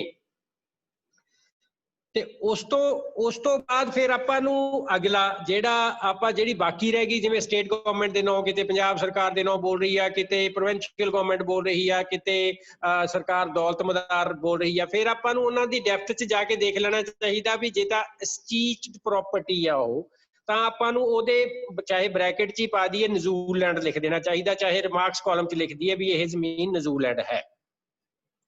ਤੇ ਉਸ ਤੋਂ ਬਾਅਦ ਫਿਰ ਸਰਪਲਸ ਵਾਲਾ ਉਵੇਂ ਕਰ ਲੈਣਾ ਚਾਹੀਦਾ। ਤੇ ਜੇ ਫਿਰ ਇੱਕ ਚੌਥੀ ਕਿਸਮ ਇਹ ਰਹਿ ਗਈ ਵੀ ਜਿਹੜੀ ਰਾਜੇ ਮਹਾਰਾਜਿਆਂ ਨੇ ਛੱਡੀ ਹੋਈ ਆ, ਉਹ ਵੀ ਸਰਕਾਰ ਦੌਲਤ ਮਦਾਰ ਦੇ ਨਾਂ ਤੇ ਜ਼ਿਆਦਾਤਰ, ਕਿਉਂਕਿ ਉਹ ਥੋੜਾ ਜਿਹਾ ਸ਼ਬਦ ਬੜਾ ਤਹਿਜ਼ੀਬ ਜੇ ਵਾਲਾ ਸਰਕਾਰ ਦੌਲਤ ਮਦਾਰ, ਤਾਂ ਜਿੱਥੇ ਜਿੱਥੇ ਪ੍ਰਿੰਸਲੀ ਸਟੇਟ ਸੀਗੀਆਂ ਉੱਥੇ ਸਟੇਟ ਗਵਰਨਮੈਂਟ ਦੀ ਪ੍ਰਾਪਰਟੀ ਨੂੰ ਹਜੇ ਵੀ ਇਹ ਸ਼ਬਦਾਂ ਨਾਲ ਮਤਲਬ ਐਂਟਰ ਕੀਤਾ ਹੋਇਆ ਪਰ ਰੈਵਨਿਊ ਰਿਕਾਰਡ 'ਚ। ਤੇ ਆਪਾਂ ਨੂੰ ਉੱਥੇ ਲਿਖ ਦੇਣਾ ਚਾਹੀਦਾ ਵੀ ਇਹ ਪ੍ਰਿੰਸਲੀ ਸਟੇਟਸ ਨੇ ਛੱਡੀ ਹੋਈ ਜ਼ਮੀਨ ਆ ਜਿਹੜੀ ਸਰਕਾਰ ਪੰਜਾਬ ਸਰਕਾਰ 'ਚ ਮਤਲਬ ਸਟੇਟ ਗਵਰਨਮੈਂਟ 'ਚ ਵੈਸਟ ਹੋਈ ਆ। ਤੇ ਉਸ ਤੋਂ ਬਾਅਦ ਫਿਰ ਆਪਣੇ ਕੋਲੇ ਸਾਰੀਆਂ ਅਲੱਗ-ਅਲੱਗ ਪ੍ਰਾਪਰਟੀਆਂ ਨੂੰ ਡੀਲ ਕਰਨ ਦਾ ਸਾਰਾ, ਜਿੱਥੇ ਤੱਕ ਆਪਣਾ ਡਾਕਟਰ ਸਾਹਿਬ ਦਾ ਚਹਿਲ ਸਾਹਿਬ ਦਾ ਸੀਗਾ ਕੁਐਰੀ ਵੀ ਆਪਾਂ ਨੂੰ ਉਹਨਾਂ ਦੇ ਪੋਜੈਸ਼ਨ ਲੈ ਲੈਣੇ ਚਾਹੀਦੇ ਆ। ਉਹਦਾ ਪੋਜੈਸ਼ਨ ਦਾ ਐਡਾ ਮਸਲਾ ਹਜੇ ਫਿਲਹਾਲ ਹੈ ਨਹੀਂਗਾ। ਉਹਦਾ ਕਾਰਨ ਇਹ ਆ ਵੀ ਜਦੋਂ ਵੀ ਇਹ ਸਾਰੀਆਂ ਇਲੀਗਲ ਆਕੂਪੈਂਸੀਜ਼ ਨੇ, ਪਹਿਲਾਂ ਆਪਾਂ ਜਿਹੜੇ ਕੋਲੇ ਜਿਹਦੇ ਲੋਕਾਂ ਕੋਲੇ ਅੱਜ ਦੀ ਤਰੀਕ 'ਚ ਇਲੀਗਲ ਆਕੂਪੈਂਸੀ ਆ, ਉਹ ਪਹਿਲਾਂ ਲੀਗਲਾਈਜ਼ਡ ਸੀਗੇ। ਆਪਾਂ ਗਵਰਨਮੈਂਟ ਨੇ ਆਰਡਰ ਜਾਰੀ ਕਰਕੇ ਹੀ ਇਹ ਐਨੂਅਲ ਰੈਂਟ ਭਰਾਉਂਦੇ ਹੁੰਦੇ ਸੀ ਆਪਣੇ ਕੋਲੇ 500 ਰੁਪਈਆ ਪਰ ਏਕੜ, ਤੇ ਆਪਾਂ ਬਾਏ ਆਰਡਰ ਇਹ 2007 ਚ ਕਿਤੇ 8 ਚ ਇਹ ਆਰਡਰ ਜਾਰੀ ਕਰਕੇ ਆਪਾਂ ਕਹਿਤਾ ਸੀ ਵੀ ਇਹਨਾਂ ਤੋਂ ਰੈਂਟ ਵੀ ਨਹੀਂ ਲੈਣਾ। ਜਦੋਂ ਆਪਾਂ ਉਹਨਾਂ ਤੋਂ ਰੈਂਟ ਲੈਣਾ ਵੀ ਬੰਦ ਕਰਤਾ ਤਾਂ ਉਹ ਮਤਲਬ ਇਲੀਗਲ ਹੋ ਗਏ। ਲੀਗਲ ਸੀਗੇ ਜਿਹੜੇ ਬੰਦੇ ਆਪਣੇ। ਤੇ ਉਹਦੇ ਚ ਸੈਕਸ਼ਨ 4 ਚ ਹੋਰ ਬੜੇ ਤਰੀਕੇ ਨੇ ਜਿਹਦੇ ਚ ਆਪਾਂ ਨੂੰ ਡੀਲ ਕਰ ਸਕਦੇ ਆ, ਅਲਾਟ ਕਰ ਸਕਦੇ ਆ, ਰੈਂਟ ਲੀਜ਼ ਤੇ ਦੇ ਸਕਦੇ ਆ। ਕੋਈ ਜੇ ਆਪਾਂ ਨੂੰ ਅਫੀਸ਼ੀਅਲ ਕਪੈਸਿਟੀ ਚ ਕਿਸੇ ਹੋਰ ਡਿਪਾਰਟਮੈਂਟ ਨੂੰ ਚਾਹੀਦੀ ਆ ਤਾਂ ਆਪਾਂ ਉਹਦੇ ਲਈ ਮਤਲਬ ਉਹਨੂੰ ਯੂਜ਼ ਕਰ ਸਕਦੇ ਆ। ਉਹ ਅਗਲੀਆਂ ਗੱਲਾਂ ਨੇ। ਸਭ ਤੋਂ ਪਹਿਲਾਂ ਤਾਂ ਜਿੱਥੇ ਤੱਕ ਤਹਿਸੀਲਦਾਰ ਦਾ ਮਸਲਾ, ਹਾਂਜੀ ਅਲਾਟ ਵੀ ਹੋ ਸਰ, ਇਹ ਤਾਂ ਫਿਰ ਪਾਲਿਸੀ ਚ ਅਲਾਟਮੈਂਟਸ ਵੀ ਹੋ ਸਕਦੀਆਂ ਨੇ, ਅਲਾਟ ਹੀ ਹੋ ਸਕਦੀਆਂ ਨੇ ਜਿਹੜੇ ਬੰਦੇ ਬੈਠੇ ਉਹਨਾਂ ਨੂੰ। ਬੈਸਟ ਤਾਂ ਇਹੀ ਹੈਗਾ। ਪੈਕੇਜ ਡੀਲ ਪ੍ਰਾਪਰਟੀ ਐਕਟ ਦਾ ਸੈਕਸ਼ਨ 4C ਹੈਗਾ, ਜਿੱਥੇ ਉੱਥੇ ਇਲੀਗਲ ਆਕੂਪੈਂਟਸ ਨੂੰ ਵੀ ਆਪਾਂ ਅਲਾਟ ਕਰ ਸਕਦੇ ਹਾਂ, ਮਤਲਬ ਇਲੀਗਲ ਸ਼ਬਦ ਵੀ ਪਾਇਆ। ਠੀਕ ਹੈ ਸਰ, ਠੀਕ ਹੈ। ਹਾਂ ਪੋਜੈਸ਼ਨ ਹੋਲਡਰਸ ਨੂੰ ਆਪਾਂ ਅਲਾਟ ਕਰ ਸਕਦੇ ਹਾਂ। ਬੈਸਟ ਵੇ ਤਾਂ ਇਹ ਹੈ ਵੀ ਜਿਹੜੇ ਬੰਦੇ ਬੈਠੇ ਆ ਉਹਨਾਂ ਨੂੰ ਹੀ ਅਲਾਟਮੈਂਟ ਹੋ ਜਾਣ, ਅਦਰਵਾਈਜ਼ ਤਾਂ ਉਹ ਵੀ ਲਿਟੀਗੇਸ਼ਨ 'ਚ ਜਾਣਗੇ। ਪੋਜੈਸ਼ਨ ਤਾਂ ਉਹਨਾਂ ਕੋਲ ਵੀ ਬੜੇ ਚਿਰ ਦਾ ਹੈ, ਇਹ ਵੀ ਕਰਦੇ। ਫਿਲਹਾਲ ਆਪਾਂ ਉਹ ਪਾਸੇ ਜਾਈਏ ਹੀ ਨਾ। ਠੀਕ ਸਰ, ਠੀਕ ਹੈ। ਫਿਲਹਾਲ ਤਾਂ ਆਪਾਂ ਇਹਦੀ ਇਨਵੈਂਟਰੀ ਤਿਆਰ ਕਰੀਏ। ਆਪਾਂ ਨੂੰ ਪਤਾ ਲੱਗੇ ਵੀ ਆਪਣੀ ਪਾਵਰ ਕੀ। ਆਪਾਂ ਨੂੰ ਬੜੇ ਤਹਿਸੀਲਦਾਰ ਨਾਇਬ ਤਹਿਸੀਲਦਾਰ ਸਾਹਿਬਾਨ ਦਾ ਬੜਾ ਇਹ ਹੁੰਦਾ ਨਾ ਵੀ ਇਹ ਸਾਡਾ ਹੀ ਕੰਮ ਨਹੀਂ ਹੈਗਾ ਜੀ, ਇਹ ਸਾਡਾ ਹੀ ਕੰਮ ਨਹੀਂ ਹੈਗਾ। ਉਹ ਬੇਸਿਕਲੀ ਕੁਝ ਨਹੀਂ ਹੁੰਦਾ। ਆਪਾਂ ਇੱਕ ਮਤਲਬ ਇਹ ਜਿਹੀਆਂ ਡਿਸਕਸ਼ਨਸ ਨਹੀਂ ਕਰਦੇ। ਆਪਾਂ ਮਤਲਬ ਇਹ ਚੀਜ਼ ਨੂੰ ਆਪਾਂ ਮਤਲਬ ਆਪਣਾ ਜਿਹੜਾ ਰੂਟੀਨ ਵਾਲਾ ਕੰਮ ਆ ਉਹਨੂੰ ਹੀ ਆਪਣਾ ਕੰਮ ਸਮਝ ਲੈਂਦੇ ਆ। ਉਹਦੇ ਕਰਕੇ ਉਹ ਬੜਾ ਮਾਈਂਡ 'ਚ ਆ ਜਾਂਦਾ ਵੀ ਇਹ ਆਪਣਾ ਕੰਮ। ਜਦੋਂ ਤੁਹਾਡੇ ਟੇਬਲ ਤੇ ਰਜਿਸਟਰ ਪਿਆ ਹੋਊਗਾ ਵੀ ਆਹ ਤੇਰੀ ਮਾਲਕੀ ਆ ਪ੍ਰਦੀਪ ਸਿੰਘ ਬੈਂਸ, ਤੇ ਇਹ ਤੇਰੀ ਜਿਵੇਂ ਹੁਣ ਆਪਾਂ ਕੋਈ ਪਲਾਟ ਆਪਣੇ ਪਰਸਨਲ ਨਾਮ ਲਈ ਕੋਈ ਪਲਾਟ ਖਰੀਦ ਲਈਏ, ਬਾਪੂ ਨੇ ਜ਼ਮੀਨ ਛੱਡ ਗਿਆ, ਬਾਪੂ ਦਾਦੇ ਦੀ ਜ਼ਮੀਨ ਪਈ ਆ, ਮਾਤਾ ਜੀ ਦੇ ਨਾਂ ਜ਼ਮੀਨ ਬੋਲਦੀ ਆ, ਤਾਂ ਆਪਾਂ ਉਹਦੀਆਂ ਰਜਿਸਟਰੀਆਂ ਸਾਂਭ ਕੇ ਨਹੀਂ ਰੱਖਦੇ ਆਪਣੇ ਕੋਲੇ, ਕਿਸੇ ਲੌਕਰ 'ਚ ਰੱਖਦੇ ਆ, ਕਦੇ ਕਿਸੇ ਦਰਾਜ 'ਚ ਰੱਖਦੇ ਆ। ਤੇ ਜਿਹੜੀ ਜ਼ਮੀਨ ਆਪਣੀ ਆ, ਮੇਰੀ ਆ ਬਤੌਰ ਤਹਿਸੀਲਦਾਰ, ਕੱਲ ਨੂੰ ਮੈਂ ਬਦਲ ਜਾ ਕਿਸੇ ਹੋਰ ਭਰਾ ਦੀ ਹੋਊਗੀ, ਇਹ ਅੱਜ ਦੀ ਤਰੀਕ 'ਚ ਪੈਲ 'ਚ ਜਿਹੜੀ ਜ਼ਮੀਨ ਆ ਮੇਰੀ ਹੈ, ਤੇ ਮੇਰੇ ਘੱਟੋ ਘੱਟ ਟੇਬਲ ਤੇ ਪਈ ਹੋਣੀ ਚਾਹੀਦੀ ਆ ਉਹ ਵੀ ਮੇਰੀ ਕਿਹੜੀ ਜ਼ਮੀਨ ਆ। ਬਿਲਕੁਲ ਠੀਕ ਸਰ, ਬਿਲਕੁਲ ਠੀਕ। ਹਾਂਜੀ ਸਰ, ਹਾਂਜੀ। ਇੱਕ ਸਰ ਜਿਹੜਾ ਤੁਸੀਂ ਦੱਸਿਆ ਮਿਊਟ ਕਿਸ ਹਿਸਾਬ ਨਾਲ ਹੋ ਸਕਦੀ ਹੈ, ਫਿਰ ਕੋਈ ਆਰਡਰ ਹੋਊਗਾ ਇਹਦਾ ਸਰ ਕਿਸ ਤਰ੍ਹਾਂ? ਕਾਹਦਾ ਸਰ? ਵੀ ਜਿਹੜਾ ਤੁਸੀਂ ਦੱਸਿਆ ਸੀ ਨਾ, ਜੇ ਸੈਂਟਰ ਗਵਰਨਮੈਂਟ ਦੇ ਨਾਂ ਹੈ ਤੇ ਮਿਊਟਡ ਕਰਨੀ ਹੈ, ਜਿਸ ਤਰ੍ਹਾਂ ਤੁਸੀਂ ਮੋਗੇ ਕਰਿਆ ਸਰ। ਪ੍ਰਦੀਪ ਜੀ ਹਾਂਜੀ ਇਹ ਬੇਸਿਕਲੀ ਨਾ ਹੁਣ ਗੱਲ ਟਾਈਪਸ ਦੀ ਤਾਂ ਹੋ ਗਈ ਹਨਾ, ਕਿਹੜੀਆਂ ਟਾਈਪਸ ਨੇ, ਇਹ ਵੀ ਹੋ ਗਿਆ, ਇਨਵੈਂਟਰੀ ਵੀ ਬਣ ਗਈ, ਉਹਦਾ ਸੋਰਸ ਕਿਵੇਂ ਪਤਾ ਲੱਗੇਗਾ? ਹੁਣ ਮੈਜੋਰਟੀ ਮਤਲਬ ਜਿਹੜੀਆਂ ਤਹਿਸੀਲਾਂ ਨੇ, ਮੈਂ ਆਪਣੀ ਦੱਸਦਾ, ਮੈਂ 2016 ਚ ਆਇਆ ਸੀ, ਮਤਲਬ this is not query otherwise. ਮੈਂ 2016 ਚ ਆਇਆ ਤੇ ਮੇਰੇ ਕੋਲ ਇੱਥੇ ਆਰਮੀ ਵਾਲੇ ਇੱਕ ਆ ਗਿਆ ਜੀ, ਆਹ ਜ਼ਮੀਨ ਸਾਡੀ ਹੈ, ਤੇ 1956 ਦੀ ਇੱਕ ਨੋਟੀਫਿਕੇਸ਼ਨ ਵੀ ਉਹ ਲਈ ਫਿਰਦੇ, ਜਿਹਦੇ ਚ ਕਲੀਅਰਲੀ ਇਹ ਵੀ ਇਹ ਜ਼ਮੀਨ ਸਰਕਾਰ ਦੌਲਤ ਮਦਾਰ ਇਹਨੂੰ ਦੇ ਦਿੱਤੀ ਹੈ ਆਰਮੀ ਵਾਲਿਆਂ ਨੂੰ। ਠੀਕ ਹੈ ਜੀ। ਉਹ ਮਤਲਬ ਉਸ ਦਿਨ ਤੋਂ ਲੱਗੇ ਆ ਸਾਡੇ ਨਾਲ ਕਰੋ, ਕਿਸੇ ਨੇ ਕੀਤੀ। ਮੈਂ ਬਹੁਤ ਰਿਪੋਰਟ ਬਣਾ ਕੇ ਭੇਜੀ, ਬਟ ਮੈਨੂੰ ਚਲੋ ਹੋ ਗਿਆ ਵੀ ਚੈੱਕ ਕਰਾਂ ਕੀ ਸੋਰਸ, ਜਿਵੇਂ ਤੁਸੀਂ ਕਹਿ ਰਹੇ ਹੋ। ਮੇਰੇ ਡਿਸਪਾਈਟ ਆਫ ਮੇਰੀਆਂ ਸਾਰੀਆਂ ਮਤਲਬ ਕੋਸ਼ਿਸ਼ਾਂ ਦੇ ਮੈਂ ਕੋਈ ਸੋਰਸ ਨਹੀਂ ਲੱਭ ਸਕਿਆ ਵੀ ਇਹ ਪ੍ਰਾਪਰਟੀ ਨਜ਼ੂਲ ਹੈ, ਪ੍ਰਾਪਰਟੀ ਕਹਿ ਲਓ ਵੀ ਵੈਕਿਊ ਹੈ, ਜਾਂ ਪ੍ਰਾਪਰਟੀ ਸੈਂਟਰ ਤੋਂ ਆਈ ਹੈ। ਸਿਰਫ ਸਰਕਾਰ ਦੌਲਤ ਮਦਾਰ। ਸਰ ਕਿਹੜੇ ਪਿੰਡ ਚ ਹੈ ਸਰ ਇਹ? ਬੜੇ ਆ ਕੀ ਯਾਰ, 3-4 ਪਿੰਡ ਨੇ ਇੱਥੇ ਰਾਜਪੁਰੇ ਚ, 4 ਪਿੰਡਾਂ ਚ। ਇੱਕ ਉਹ ਸ਼ੰਭੂ ਦੇ ਕੋਲ, ਇੱਧਰ 2 ਤਾਂ ਮੈਨੂੰ ਨਾਮ ਯਾਦ ਆ ਜਾਂਦਾ, ਮੈਂ ਦੱਸ ਦਿੰਦਾ, ਪਰ 3 ਕੇ 4 ਪਿੰਡ ਬਸ। ਨਹੀਂ ਆਪਾਂ ਤਾਂ ਸਰਕਾਰ ਦੌਲਤ ਮਦਾਰ, ਹੁਣ ਪੋਜੈਸ਼ਨ ਚ ਕਿਹਦੇ ਆ ਉਹ? ਪੋਜੈਸ਼ਨ ਚ ਲੋਕ ਬੈਠੇ ਅਨਆਥੋਰਾਈਜ਼ਡ। ਅੱਛਾ, ਅਨਆਥੋਰਾਈਜ਼ਡ ਲੋਕ ਬੈਠੇ ਆ। ਫਿਰ ਆਰਮੀ ਵਾਲਿਆਂ ਦੀ ਘਟ ਜਾਂਦੀ ਹੈ, ਕਿਉਂਕਿ ਜਿੱਥੇ ਕਿਤੇ ਵੀ ਜਿੱਥੇ ਕਿਤੇ ਵੀ ਆਰਮੀ ਨੂੰ ਕਦੇ ਜ਼ਮੀਨ ਅਲਾਟ ਹੋਈ ਆ, ਸਭ ਤੋਂ ਪਹਿਲਾਂ ਉਹ ਪੋਜੈਸ਼ਨ ਲੈਂਦੇ ਹੁੰਦੇ ਆ। ਨਹੀਂ ਇਦਾਂ ਦੀ ਇੱਕ ਮੈਂ ਨਾ ਕੱਲ ਜਦੋਂ ਕੰਪੈਂਡੀਅਮ ਜਿਹੜੀ ਲੱਭਦਾ ਪਿਆ ਨੋਟੀਫਿਕੇਸ਼ਨਸ, ਇੱਕ ਲੁਧਿਆਣੇ ਡਿਸਟ੍ਰਿਕਟ ਦਾ ਵੀ ਕੋਈ ਹੈ ਆ ਕੋਈ ਪਿੰਡ, ਉੱਥੇ ਵੀ ਇਹੀ ਸੇਮ ਚੱਲਦਾ ਪਿਆ। ਉਹ ਆਰਮੀ ਵਾਲੇ ਪਰਸਿਊ ਕਰਨ ਡਏ, ਸਾਨੂੰ ਦਿਓ, ਦੇ ਨਹੀਂ ਰਹੇ। ਬਟ ਚਲੋ ਮੇਰਾ ਇੱਥੇ ਆ ਵੀ ਜੇ ਮੇਰਾ ਕੁਐਸਚਨ ਇਹ, ਉਹ ਤਾਂ ਬਾਅਦ ਦੀ ਗੱਲ ਵੀ ਦੇਣੀ ਜਾਂ ਨਹੀਂ ਦੇਣੀ, ਕਿ ਆਪਾਂ ਸੋਰਸ ਕਿਵੇਂ ਟ੍ਰੇਸ ਕਰੀਏ ਵੀ ਇਹ ਜ਼ਮੀਨ ਹੈ ਕਿਹੜੀ ਹੈ। ਜਿਹੜੀ ਰਾਜਪੁਰੇ ਚ ਜ਼ਮੀਨ ਹੈਗੀ ਆ, ਰਾਜਪੁਰਾ ਵਾਜ਼ ਪਾਰਟ ਐਂਡ ਪਾਰਸਲ ਆਫ ਦਾ ਪਟਿਆਲਾ ਰਿਆਸਤ। ਠੀਕ ਹੈ ਜੀ, ਪਟਿਆਲਾ ਰਿਆਸਤ ਦੀ ਤੇ ਆਪਾਂ ਨੂੰ 9 ਤੋਂ ਵੀ ਆਲਮੋਸਟ ਕਲੀਅਰ ਹੋ ਗਿਆ ਵੀ ਇਹ ਮਹਾਰਾਜਾ ਪਟਿਆਲਾ ਦੀ ਸਰਕਾਰੀ ਜ਼ਮੀਨ ਸੀ, ਪਟਿਆਲਾ ਸਟੇਟ ਦੀ। ਤੇ ਆਪਣੇ ਲਈ ਉਹ ਮਹਾਰਾਜਾ ਪਟਿਆਲਾ ਦੀ ਗਵਰਨਮੈਂਟ ਜਦੋਂ 66 ਚ ਪ੍ਰਿੰਸਲੀ ਸਟੇਟ ਖਤਮ ਹੋ ਗਈ ਤਾਂ ਇਹ ਸਟੇਟ ਗਵਰਨਮੈਂਟ ਚ ਵੈਸਟ ਕਰ ਗਈ। ਆਪਣੇ ਲਈ ਇਹ ਸਟੇਟ ਗਵਰਨਮੈਂਟ ਦੀ ਪ੍ਰਾਪਰਟੀ ਆ, ਤੇ ਉਹ ਪ੍ਰਾਪਰਟੀ ਆ ਜਿਹੜੀ ਰਾਜੇ ਮਹਾਰਾਜੇ ਛੱਡ ਗਏ ਸੀ, ਤੇ ਜਿਹਨੂੰ ਡੀਲ ਕਰਨ ਲਈ ਹੁਣ 16 ਵਾਲਾ ਐਕਟ ਬਣਿਆ, ਇਹਨੂੰ ਅਲਾਟ ਆਪਾਂ ਕਰ ਸਕਦੇ ਆ ਲੋਕਾਂ ਨੂੰ, ਜਿਹੜੀ ਪੈਸੇ ਆਪਣੇ ਮਤਲਬ ਜਿਹੜਾ ਹੈਗਾ ਉਹ ਕਰਕੇ। ਨਹੀਂ ਪ੍ਰਦੀਪ, ਮੇਰੀ ਇੱਥੇ ਕੁਐਰੀ ਇਹ ਨਹੀਂ ਹੈ ਵੀ ਉਹਨੂੰ ਕਰ ਸਕਦੇ। ਮੇਰੀ ਇਹ ਆ ਵੀ ਸੋਰਸ ਕੱਲਾ ਰਾਜਪੁਰਾ ਤੇ ਇੱਕ ਜਸਟ ਐਗਜ਼ਾਮਪਲ ਹੈ ਵੀ ਜਿਵੇਂ ਆਪਾਂ ਇਹ ਸਰਪਲਸ ਚੈੱਕ ਕਰਨੀ ਹੈ, ਪੈਕੇਜ ਡੀਲ ਪ੍ਰਾਪਰਟੀ ਚੈੱਕ ਕਰਨੀ ਹੈ, ਜਾਂ ਵੈਕਿਊ ਚੈੱਕ ਕਰਨੀ ਹੈ, ਜਾਂ ਇਹ ਨਜ਼ੂਲ ਹੈ ਚੈੱਕ ਕਰਨੀ ਹੈ, ਸੋਰਸ ਕਿੱਥੋਂ ਦੇਖਿਆ ਜਾਵੇ ਵੀ ਕਿਹੜੀ ਲੈਂਡ ਕੋਈ ਵੀ। 1947 ਵਾਲੀ ਜਮਾਬੰਦੀ ਦੇਖ ਲਓ ਨਾ। ਓਕੇ, ਹਾਂ ਬਸ 1947 ਚ ਜਿਹੜੀ ਜੇ ਤਾਂ ਇਹ ਸੈਂਟਰ ਗਵਰਨਮੈਂਟ ਸੀਗੀ ਜਾਂ ਕਿਸੇ ਮੁਸਲਮਾਨ ਦੇ ਨਾਂ ਸੀਗੀ, ਇਹ ਤਾਂ ਇਹ ਵੈਕਿਊ ਪ੍ਰਾਪਰਟੀ ਆ। ਓਕੇ, ਤੇ ਜੇ ਉਦੋਂ ਵੀ ਇਹ ਸਰਕਾਰ, ਉਦੋਂ 47 ਤੋਂ ਪਹਿਲਾਂ ਵੀ ਸਰਕਾਰ ਦੌਲਤ ਮਦਾਰ ਹੀ ਬੋਲਦੀ ਸੀ, ਫਿਰ ਆਪਣੇ ਕੋਲੇ ਉਹ ਨਜ਼ੂਲ ਤੇ, ਕਿਉਂਕਿ ਉਦੋਂ ਸਰਪਲਸ ਤਾਂ ਹੁੰਦੀਆਂ ਨਹੀਂ ਸੀਗੀਆਂ, ਮਹਾਰਾਜਾ ਪਟਿਆਲੇ ਵੇਲੇ ਸਰਪਲਸ ਨਹੀਂ ਹੁੰਦੀਆਂ ਸੀ ਜ਼ਮੀਨਾਂ, ਉਦੋਂ ਫਿਰ ਆਪਣੇ ਕੋਲ ਰਹਿ ਜੂਗੀ ਵੀ ਇਹ whether it is a nazul land or Maharaja ਪਟਿਆਲੇ ਦੀ ਇਹ ਸਰਕਾਰੀ ਜ਼ਮੀਨ ਆ। ਮਤਲਬ ਕਿਸੇ ਵੀ ਤਹਿਸੀਲ ਚ ਜੇ ਆਪਾਂ ਚੈੱਕ ਕਰਨਾ, ਅਦਰਵਾਈਜ਼ ਰਿਕਾਰਡ ਨਹੀਂ ਤੇ ਜਮਾਬੰਦੀ ਹੈ ਜਿਹੜੀ ਉਹ ਤੋਂ ਡਿਟੈਕਟ ਹੋ ਜਾਏਗਾ। ਬਿਲਕੁਲ, ਆਪਾਂ ਜਿੱਥੋਂ ਉਹਦੀ ਓਰੀਜਨ ਬਣੀ ਆ, ਮਤਲਬ ਘੱਟੋ ਘੱਟ 47 ਤੱਕ ਤਾਂ ਆਪਾਂ ਦੇਖ ਹੀ ਲੈਣਾ ਹੁਣ। ਓਕੇ, ਹਾਂ, ਜੇ 47 ਰਾਜਪੁਰਾ ਵਾਲੀ ਦੀ ਗੱਲ ਕਰਾਂ, ਰਾਜਪੁਰਾ ਵਾਲੀ ਤਾਂ ਫਿਰ ਕੋਰਟ ਨੇ ਜਿਹੜੀ ਤੁਸੀਂ ਤਮਸਾ ਗੱਲ ਕਰ ਰਹੇ ਨਾ ਦੌਲਤ ਮਦਾਰ ਵਾਲੀ, ਉਹ ਕੋਰਟ ਨੇ ਫੈਸਲਾ ਕਰਤਾ ਮੇਰੇ ਖਿਆਲ ਆਰਮੀ। ਕਿਹੜੀ ਕੋਰਟ ਨੇ ਕੀਤਾ? ਹੈਲੋ, ਕੀ ਫੈਸਲਾ ਕਰਤਾ? ਉਹ ਸਿਵਲ ਕੋਰਟ ਰਾਜਪੁਰਾ ਚ ਕੇਸ ਚੱਲਦਾ ਸੀ ਨਾ ਜੀ ਦੌਲਤ ਮਦਾਰ ਵਾਲੇ ਤੇ ਸਾਰਾ, ਮੈਂ ਉਹਦੇ ਦੇਖ ਕੇ ਕੋਰਟ ਨੇ ਆਰਮੀ ਦੇ ਹੱਕ ਚ ਫੈਸਲਾ ਦਿੱਤਾ। ਉਹ ਆਰਮੀ ਦੇ ਹੱਕ ਚ ਮੈਂ ਤਾਂ ਯਾਰ ਖੁਦ ਲਿਖ ਕੇ ਭੇਜਿਆ ਸੀ, ਮੈਂ ਬੈਂਸ ਸਾਹਿਬ 4 ਵਾਰ ਲਿਖ ਕੇ ਭੇਜਿਆ, 4 ਪੇਜ ਦੀ ਰਿਪੋਰਟ ਕੀਤੀ।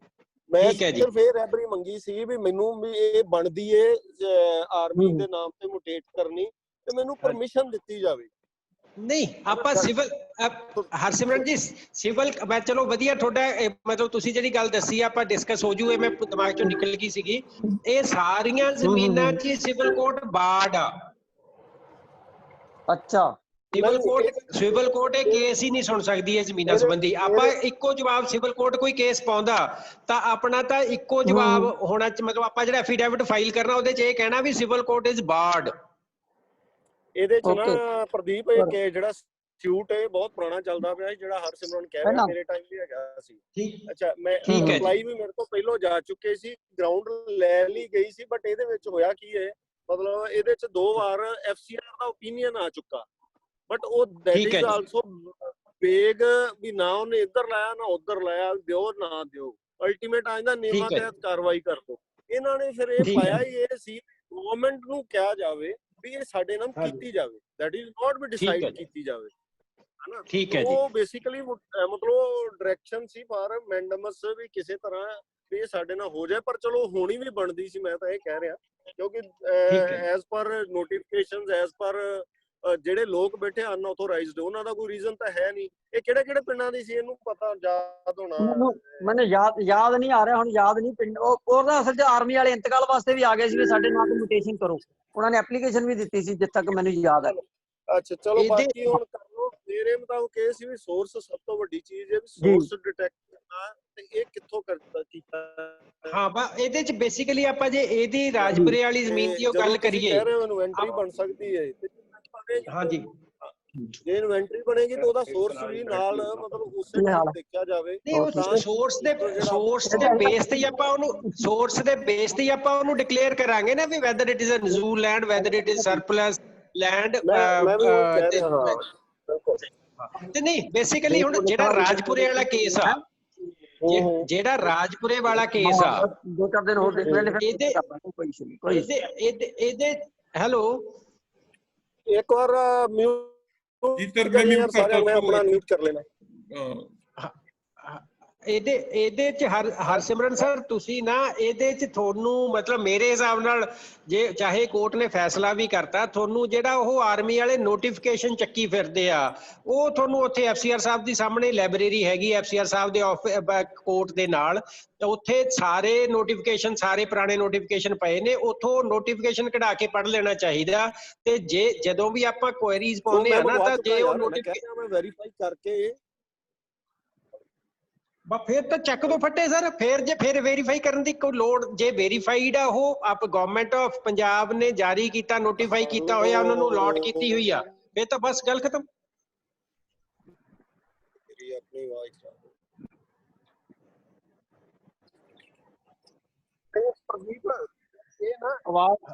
ਆਵਾਜ਼ ਨਹੀਂ ਆ ਰਹੀ ਜੀ। ਅੱਛਾ ਆਵਾਜ਼ ਕੱਟ ਰਹੀ ਵਿੱਚ।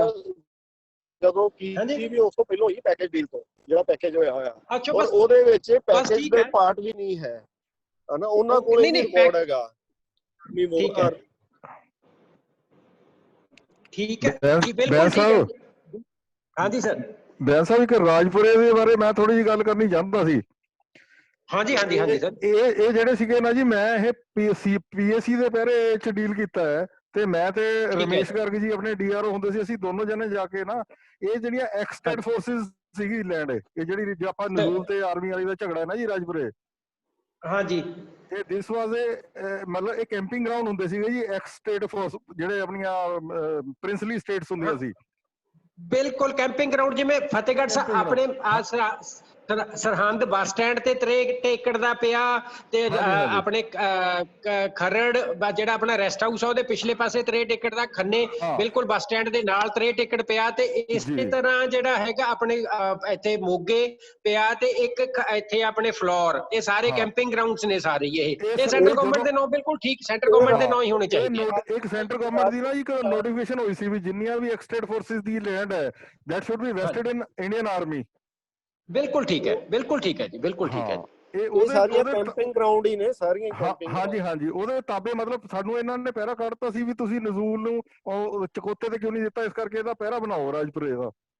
So that was dissolved ਕਿ it was ex-state forces land and it was vested in the ਗੱਲ ਬ੍ਰਦਰ ਇਹ ਆ ਜਿਹੜੀ ਪ੍ਰਦੀਪ ਪਹਿਲਾਂ ਕਰ ਰਿਹਾ ਸੀ ਨਾ ਵੀ ਆਪਾਂ ਨੂੰ ਕਰਨਾ ਚਾਹੀਦਾ, ਮੈਂ ਤਾਂ ਛੇੜੀ ਸੀ ਕਿ ਮੈਂ despite of my best efforts, ਕਿਉਂਕਿ ਇਹ ਜ਼ਮੀਨ ਹੈਗੀ ਘੱਟੋ ਘੱਟ 250-300 ਏਕੜ, ਵੀ ਮੈਂ ਪੜੀਆਂ ਤਿੰਨ ਰਿਪੋਰਟਾਂ ਮੈਂ ਲਿਖ ਕੇ ਭੇਜੀਆਂ ਵੀ ਹੋਣੀ ਬਣਦੀ ਹੈ, ਬਟ ਕੋਈ ਵੀ ਲੱਤ ਨਹੀਂ ਲਾਉਂਦਾ, ਨਾ DC ਨਾ FCR ਵੀ ਕਰ ਦੋ ਜਾਂ ਨਾ ਕਰ ਦੋ। ਚਲੋ ਅੱਗੇ ਹੁਣ ਬਾਕੀ ਕੁਐਰੀਜ਼ ਪੁੱਛ ਲਓ ਜੀ। ਹੁਣ ਮੇਰੇ ਮੁਤਾਬਕ ਕਾਇੰਡਸ ਵਾਲਾ ਸੋਰਸ ਵਾਲੀ ਗੱਲ ਖਤਮ ਹੈ, ਹੁਣ ਆਪਣਾ ਕਰ ਲਓ ਡਿਸਕਸ। ਇਹਦੇ ਖੰਨੇ ਹੈਗੀ ਆ ਸਰ, ਮੈਂ ਤੁਹਾਨੂੰ ਉਹੀ ਇਹਦਾ ਇੰਟਰਸਟਿੰਗ ਇੱਕ ਸੁਣਾਉਣਾ, ਤੁਹਾਨੂੰ ਫਿਰ ਯਾਦ ਰਹਿ ਜਾਂਦਾ ਹੁੰਦਾ, ਇੱਕ ਤੁਹਾਨੂੰ ਇੰਸੀਡੈਂਟ ਸੁਣਾਉਣਾ ਮੈਂ ਆਪਣੇ। ਅਤੇ ਜਦੋਂ 300 ਸਾਲਾ ਖਾਲਸਾ ਸਥਾਪਨਾ ਦਿਵਸ ਮਨਾਇਆ ਸੀਗਾ ਨਾ ਜੀ ਅਨੰਦਪੁਰ ਸਾਹਿਬ, ਉਦੋਂ ਅਸੀਂ, ਮੈਂ ਫਤਿਹਗੜ੍ਹ ਸਾਹਿਬ ਨਾਇਬ ਤਹਿਸੀਲਦਾਰ ਸੀ, ਸੰਜੀਵ ਜੀ ਆਪਣੇ ਪੁੱਡਾ ਚ ਨੇ ਜਿਹੜੇ ਆਪਣੇ EO ਉਹ ਤਹਿਸੀਲਦਾਰ ਸੀਗੇ। ਉਦੋਂ ਦਾ ਇੱਕ ਉਹ ਚੱਲਦਾ ਫਾਈਲ, ਬੜੀ ਮੋਟੀ ਫਾਈਲ FCR ਆਫਿਸ, ਹੁਣ ਵੀ ਮੈਂ ਕਢਵਾਈ ਸੀ ਜਦੋਂ ਮੈਂ MEO ਲੱਗਿਆ ਸੀਗਾ। ਤਾਂ ਉਹਦੇ ਚ ਕੀ ਹੋਇਆ ਸੀ, ਫਤਿਹਗੜ੍ਹ ਸਾਹਿਬ ਦੇ 63 ਏਕੜ ਦਾ ਇਹ ਕੈਂਪਿੰਗ ਗਰਾਊਂਡ ਆ ਤੇ ਆਰਮੀ ਦਾ ਹੈਗਾ ਪੜਾਓ, ਉਹਦੇ ਲਿਊ ਚ ਅਸੀਂ ਇੱਕ ਮਤਲਬ ਉਦੋਂ ਚੱਲੀ ਸੀ ਫਾਈਲ ਸੈਂਟਰ ਗਵਰਨਮੈਂਟ ਨਾਲ, ਇਹਦੇ ਚ ਸੌਦਾ ਹੋ ਰਿਹਾ ਸੀ ਵੀ ਤੁਹਾਨੂੰ ਇਹਨਾਂ ਨੇ ਮਾਰਸ਼ਲ ਆਰਟ ਸਕੂਲ ਬਣਾਉਣਾ ਸੀ ਇੱਕ ਅਨੰਦਪੁਰ ਸਾਹਿਬ, ਤੇ ਅਸੀਂ ਇਹ ਬਣਾਇਆ ਸੀਗਾ ਵੀ ਅਸੀਂ 63 ਏਕੜ ਇਹ ਤੁਸੀਂ ਪੁੱਡਾ ਨੂੰ ਦੇ ਦਿਓ, ਇੱਥੇ ਅਸੀਂ ਕਲੋਨੀ ਕੱਟ ਲਈਏ ਫਤਿਹਗੜ੍ਹ ਸਾਹਿਬ, ਤੇ ਤੁਹਾਨੂੰ 300 ਏਕੜ ਅਨੰਦਪੁਰ ਸਾਹਿਬ ਲੈ ਕੇ ਦੇ ਦਿੰਦੇ ਆ, ਉੱਥੇ ਆਰਮੀ ਆਪਣਾ ਮਾਰਸ਼ਲ ਆਰਟ ਸਕੂਲ ਕੰਸਟਰਕਟ ਕਰ ਲਵੇ। ਤੇ ਉਹ ਵੀ ਫਾਈਲ ਮਤਲਬ ਉਦੋਂ ਬੜੀ ਜ਼ੋਰ ਸ਼ੋਰ ਨਾਲ ਚੱਲੀ ਸੀ, ਫਿਰ ਹਜੇ ਵੀ ਇਟਸ ਸਟਿਲ ਅਲਾਈਵ, ਮਤਲਬ ਹਜੇ ਵੀ ਆਈ ਪਈ ਹੈ, ਕਦੇ ਉੱਪਰ ਥੱਲੇ ਕੋਈ ਨਾ ਕੋਈ ਚਿੱਠੀ ਉੱਪਰ ਥੱਲੇ ਹੋ ਜਾਂਦੀ ਹੈ। ਹਾਂਜੀ ਸਰ, ਅੱਗੇ ਡਾਕਟਰ ਸਾਹਿਬ, ਹਾਂਜੀ ਹੁਕਮ। ਉਹੀ ਇਨਫੀਰੀਅਰ ਵੈਕੂਲੈਂਡ ਆ ਜਾਂਦੀ ਹੈ ਸਰ। ਹਾਂਜੀ ਸਰ, ਇਨਫੀਰੀਅਰ ਵੈਕੂਲੈਂਡ ਆ, ਉਹ ਚ ਕੀ ਡਿਫਰੈਂਸ ਆ ਜਾਂਦਾ? ਕੁਛ ਨਹੀਂ, ਇਨਫੀਰੀਅਰ ਸੁਪੀਰੀਅਰ ਵੈਕੂਲੈਂਡ ਉਹ ਸਾਰੀਆਂ ਵੈਕੂਲੈਂਡਸ ਹੀ ਨੇ। ਨਹੀਂ ਸਰ, ਆਮ ਤੌਰ ਤੇ ਨਾ ਤਮੀਲ ਇਹੀ ਆਉਂਦੀ ਹੁੰਦੀ ਹੈ ਵੀ ਇਨਫੀਰੀਅਰ ਵੈਕੂਲੈਂਡ ਭੇਜੋ ਕਿੰਨੀ ਹੈ। ਇਨਫੀਰੀਅਰ ਜਿਹੜੀ ਪਿੰਡੂ 5 ਕਿਲੋਮੀਟਰ ਤੋਂ ਬਾਹਰ ਹੋਵੇ ਜਿਹੜੀ। ਠੀਕ ਹੈ ਸਰ, ਠੀਕ ਹੈ। ਜਿਹੜੀ ਤਿੰਨ ਤਰ੍ਹਾਂ, ਦੇਖੋ ਜਦੋਂ ਕੋਈ ਗਵਰਨਮੈਂਟ ਲੈਂਡ ਦੀ ਗੱਲ ਆ ਗਈ ਨਾ, ਜਿਹੜੀ ਆਪਾਂ ਇੱਕ ਦਿਨ ਦੂਸਰੇ ਕੋਈ ਗਰੁੱਪ 'ਚ ਸ਼ਾਇਦ ਆਪਾਂ ਡਿਸਕਸ਼ਨ ਹੋਈ ਸੀਗੀ, ਸਭ ਤੋਂ ਜਿਹੜੀ, ਚਾਹੇ ਉਹ ਨਜ਼ੂਲ ਆ, ਚਾਹੇ ਉਹ ਸਰਪਲਸ ਆ, ਚਾਹੇ ਉਹ ਹੈਗੀ ਆ ਇਹ ਰਾਜੇ ਮਹਾਰਾਜਿਆਂ ਦੀ ਛੱਡੀ ਹੋਈ, ਚਾਹੇ ਵੈਕੂਲੈਂਡ ਆ, ਜਿਹੜੀ ਜ਼ਮੀਨ ਇਸ ਗਵਰਨਮੈਂਟ ਦੇ ਨਾਮ ਤੇ ਬੋਲਦੀ ਆ ਤੇ ਵਿਦਨ ਮਿਊਨਿਸਪੈਲਿਟੀ ਬੋਲਦੀ ਆ। ਜਿਹੜੀ ਇਨਫੀਰੀਅਰ ਵੈਕੂਲੈਂਡ ਦੇ ਵਿੱਚ ਅਲਾਟਮੈਂਟ ਓਨਲੀ ਐਸਸੀ ਨੂੰ ਹੁੰਦੀ ਹੈ। ਹਾਂਜੀ, ਨਹੀਂ ਮੈਂ ਉੱਥੇ ਆ ਰਿਹਾ ਨਾ, ਮੇਰੀ ਬੇਨਤੀ ਮੈਂ ਉੱਥੇ ਆ ਰਿਹਾ। ਜਦੋਂ ਜਿਹੜੀ irrelevant to what type of government land is, ਜਿਹੜੀ ਜ਼ਮੀਨ ਗਵਰਨਮੈਂਟ ਲੈਂਡ ਆ, ਚਾਹੇ ਉਹ ਨਜ਼ੂਲ ਆ, ਚਾਹੇ ਉਹ ਸਰਪਲਸ ਆ, ਚਾਹੇ ਰਾਜੇ ਮਹਾਰਾਜਿਆਂ ਦੀ ਛੱਡੀ ਹੋਈ ਆ, ਚਾਹੇ ਵੈਕੂਲੈਂਡ ਆ, ਤੇ ਉਹ ਵਿਦਨ ਮਿਊਨਿਸਪਲ ਲਿਮਿਟਸ ਆ ਜਾਂ ਮਿਊਨਿਸਪਲ ਲਿਮਿਟ ਦੀ ਬਾਹਰਲੀ ਬਾਉਂਡਰੀ ਤੋਂ 2 ਮਾਈਲਸ ਦੇ ਅੰਦਰ ਆ, ਮਤਲਬ 3.5 ਕਿਲੋਮੀਟਰ ਦੇ ਅੰਦਰ ਹੈਗੀ ਆ, ਮਤਲਬ ਮਿਊਨਿਸਪੈਲਿਟੀ ਦੀ ਬਾਹਰਲੀ ਬਾਉਂਡਰੀ ਤੋਂ 3.5 ਕਿਲੋਮੀਟਰ ਹੋਰ ਅੱਗੇ ਤੱਕ ਹੈਗੀ ਆ, ਉਹ ਆ ਜਾਂਦੀ ਆ ਅਰਬਨ ਤੇ ਸਬ ਅਰਬਨ ਲੈਂਡ, ਗਵਰਨਮੈਂਟ ਲੈਂਡ ਆ ਜਾਂਦੀ ਆ। ਉਹ ਲੈਂਡ ਕਿਸੇ ਵੀ ਪਾਲਿਸੀ ਥੱਲੇ ਪੋਜੈਸ਼ਨ ਬੇਸਡ ਅਲਾਟਮੈਂਟ ਉਹਦੀ ਨਹੀਂ ਹੋ ਸਕਦੀ, ਜਾਂ ਫਿਰ ਜੇ ਨਜ਼ੂਲ ਲੈਂਡ ਆ ਤਾਂ ਨਜ਼ੂਲ ਲੈਂਡ ਦੇ ਤੌਰ ਤੇ ਉਹ ਅਲਾਟ ਨਹੀਂ ਹੋ ਸਕਦੀ। ਇਹ ਸਾਰੀਆਂ ਜ਼ਮੀਨਾਂ ਜਿਹੜੀਆਂ ਇਹ ਸਬ ਅਰਬਨ ਤੇ ਅਰਬਨ ਨੇ, ਇਹ ਸਾਰੀਆਂ ਦੀਆਂ ਸਾਰੀਆਂ ਰਿਸਟ੍ਰਿਕਟਡ ਆਕਸ਼ਨ ਚ ਜਾਂ ਓਪਨ ਆਕਸ਼ਨ ਚ ਹੀ ਆਪਾਂ ਗਵਰਨਮੈਂਟ ਦੀ ਪਾਲਿਸੀਆਂ ਨੇ ਵੀ ਉਹਦੇ ਚ ਪਾਲਿਸੀ ਬਣਾ ਕੇ ਗਵਰਨਮੈਂਟ ਅਲਾਟ ਕਰ ਸਕਦੀ ਆ। ਜਿਹੜੀ ਕੋਈ ਪੋਜੈਸ਼ਨ ਬੇਸਡ ਜਾਂ ਅਦਰਵਾਈਜ਼ ਕਿਸੇ ਵਾਰ ਵਿਡੋ ਨੂੰ ਹੋਣੀ ਆ, ਜਾਂ ਕਿਸੇ ਹੋਰ ਆਪਣੀ ਕਿਸੇ ਪਾਲਿਸੀ ਸਟੇਟ ਗਵਰਨਮੈਂਟ ਦੀ ਪਾਲਿਸੀ ਚ ਅਲਾਟ ਹੋਣੀ ਆ, ਉਹ ਇਨਫੀਰੀਅਰ ਵੈਕੂਲੈਂਡ ਹੀ ਹੋਣੀ ਆ, ਜਿਹੜੀ ਮਿਊਨਿਸਪਲ ਲਿਮਿਟ ਦੀ ਮਿਊਨਿਸਪਲ ਕਮੇਟੀ ਜਾਂ ਕਾਰਪੋਰੇਸ਼ਨ ਦੀ ਬਾਹਰਲੀ ਬਾਉਂਡਰੀ ਤੋਂ 2 ਮਾਈਲਸ ਦੇ ਬਿਯੋਂਡ ਉਹਦੀ ਸਥਿਤ ਹੋਵੇ। ਇਹਦਾ ਮਤਲਬ ਇਨਫੀਰੀਅਰ ਜਿਹੜਾ ਸ਼ਬਦ ਹੈ ਉਹ ਮਿਊਨਿਸਪਲ ਸ਼ਹਿਰ ਤੇ ਪਿੰਡ ਨਾਲ ਰਿਲੇਟਡ ਹੈ। हाँ बिल्कुल, मतलब out of 5 kilometres from the मतलब 4-5 kilometres away from the boundary of the municipal corporation committee. Sir ये मतलब एग्जैक्ट 2 मील है एमसी लिमिट दी बाउंड्री तो 2 माइल्स और 3.5 किलोमीटर एग्जैक्ट सर 2 ਮਾਈਲਸ ਤੋਂ 3.67 ਕ ਬਣ ਜਾਂਦਾ ਉਹਦਾ ਕਿਲੋਮੀਟਰ। ਇੱਕ ਸਰ ਇਹਦੇ ਨਾਲ ਰਿਲੇਟਡ ਕੁਆਰੀ ਹੈ, ਜਦੋਂ ਆਪਣੇ ਕੋਲੋਂ ਰਿਪੋਰਟਸ ਆਉਂਦੀਆਂ ਨੇ ਵੀ ਅਲਾਟ ਹੋਣ ਯੋਗ ਘਟੀਆ ਪੌਨ ਨਿਕਾਸੀ ਇਨਫੀਰੀਅਰ ਵੈਕੂਲੈਂਡ ਦੱਸੀ ਜਾਵੇ, ਨਾਰਮਲੀ ਕੀ ਹੁੰਦਾ, ਹੁਣੇ ਮੇਰੇ ਮਾਈਂਡ 'ਚ ਕਲਿੱਕ ਹੋਈ ਆ ਵੀ ਆਪਾਂ ਸਾਰੀਆਂ ਹੀ ਪ੍ਰਾਪਰਟੀਆਂ ਦੱਸ ਦਿੰਨੇ ਆ, ਅਰਬਨ ਐਮਸੀ ਲਿਮਿਟ ਦੇ ਅੰਦਰ ਦੀਆਂ ਵੀ ਦੱਸ ਦਿੰਨੇ, ਆਪਾਂ ਉਹ ਰਿਪੋਰਟ ਦੇ ਵਿੱਚ ਨਾ ਪਾਇਆ ਕਰੀਏ, ਸਿਰਫ ਬਾਹਰ ਵਾਲੀਆਂ ਦੱਸਿਆ ਕਰੀਏ। ਨਹੀਂ ਸਰ, ਉਹ ਮੈਂ ਹੁਣ ਉੱਥੇ ਐਫਸੀਆਰ ਆਫਿਸ ਵੀ ਆਪਾਂ ਚਿੱਠੀ ਮੈਂ ਅਮੈਂਡ ਕਰਵਾਤੀ ਸੀਗੀ ਉੱਥੇ ਬੇਨਤੀ ਕਰਕੇ, ਉਹ ਹੁਣ ਲਿਖ ਕੇ ਹੀ ਆਉਂਦਾ ਹੁੰਦਾ ਵੀ ਇਹਦਾ ਚੈੱਕ ਕਰ ਲਿਆ ਜਾਵੇ ਵੀ ਇਹ ਮਿਊਨਿਸਪਲ ਕਮੇਟੀ ਜਾਂ ਕਾਰਪੋਰੇਸ਼ਨ ਦੀ ਹਦੂਦ ਤੋਂ 2 ਮਾਈਲ ਤੋਂ ਪਰੇ ਆ ਕਿ ਅੰਦਰ ਆ। ਜੇ ਸਰ ਨਹੀਂ ਵੀ ਲਿਖਿਆ ਹੈ, ਆਪਾਂ ਸਿਰ ਉਹਦੇ ਤੋਂ 2 ਮੀਲ ਤੋਂ ਬਾਹਰ ਵਾਲੀਆਂ ਹੀ ਦੱਸੀਏ, ਅੰਦਰ ਵਾਲੀਆਂ ਨਾ ਮੈਂਸ਼ਨ ਨਾ ਕਰੀਏ, ਹੈ ਨਾ ਸਰ। ਬਾਹਰ ਵਾਲੀਆਂ ਹੀ ਦੱਸਣੀਆਂ ਨੇ, ਅੰਦਰਲੀਆਂ ਜੇ ਤੁਸੀਂ ਮੈਂਸ਼ਨ ਕਰਨੀਆਂ ਨੇ ਉੱਥੇ ਲਿਖ ਦੇਣਾ ਵੀ ਇਹ ਮਿਊਨਿਸਪਲ ਲਿਮਿਟ ਦੇ ਅੰਦਰ ਜਾਂ 2 ਮੀਲ ਦੇ ਅੰਦਰ ਹੈ। Right sir. ਹਾਂਜੀ ਸਰ, ਇੱਕ ਜਿਹੜਾ ਤੁਸੀਂ ਦੱਸਿਆ ਸੀ ਵੀ ਵੈਕੂਲੈਂਡ ਆਪਾਂ ਮਿਊਟਡ ਕਰਨੀ ਹੈ ਪੈਕੇਜ ਡੀਲ ਤੋਂ ਉਹਦੇ, ਉਹ ਕਿਸ ਤਰ੍ਹਾਂ ਮਿਊਟਡ ਕਰਨੀ ਹੈ, ਜਿਸ ਤਰ੍ਹਾਂ ਤੁਸੀਂ ਮੋਗੇ ਕਰਿਆ ਸੀ ਸਰ?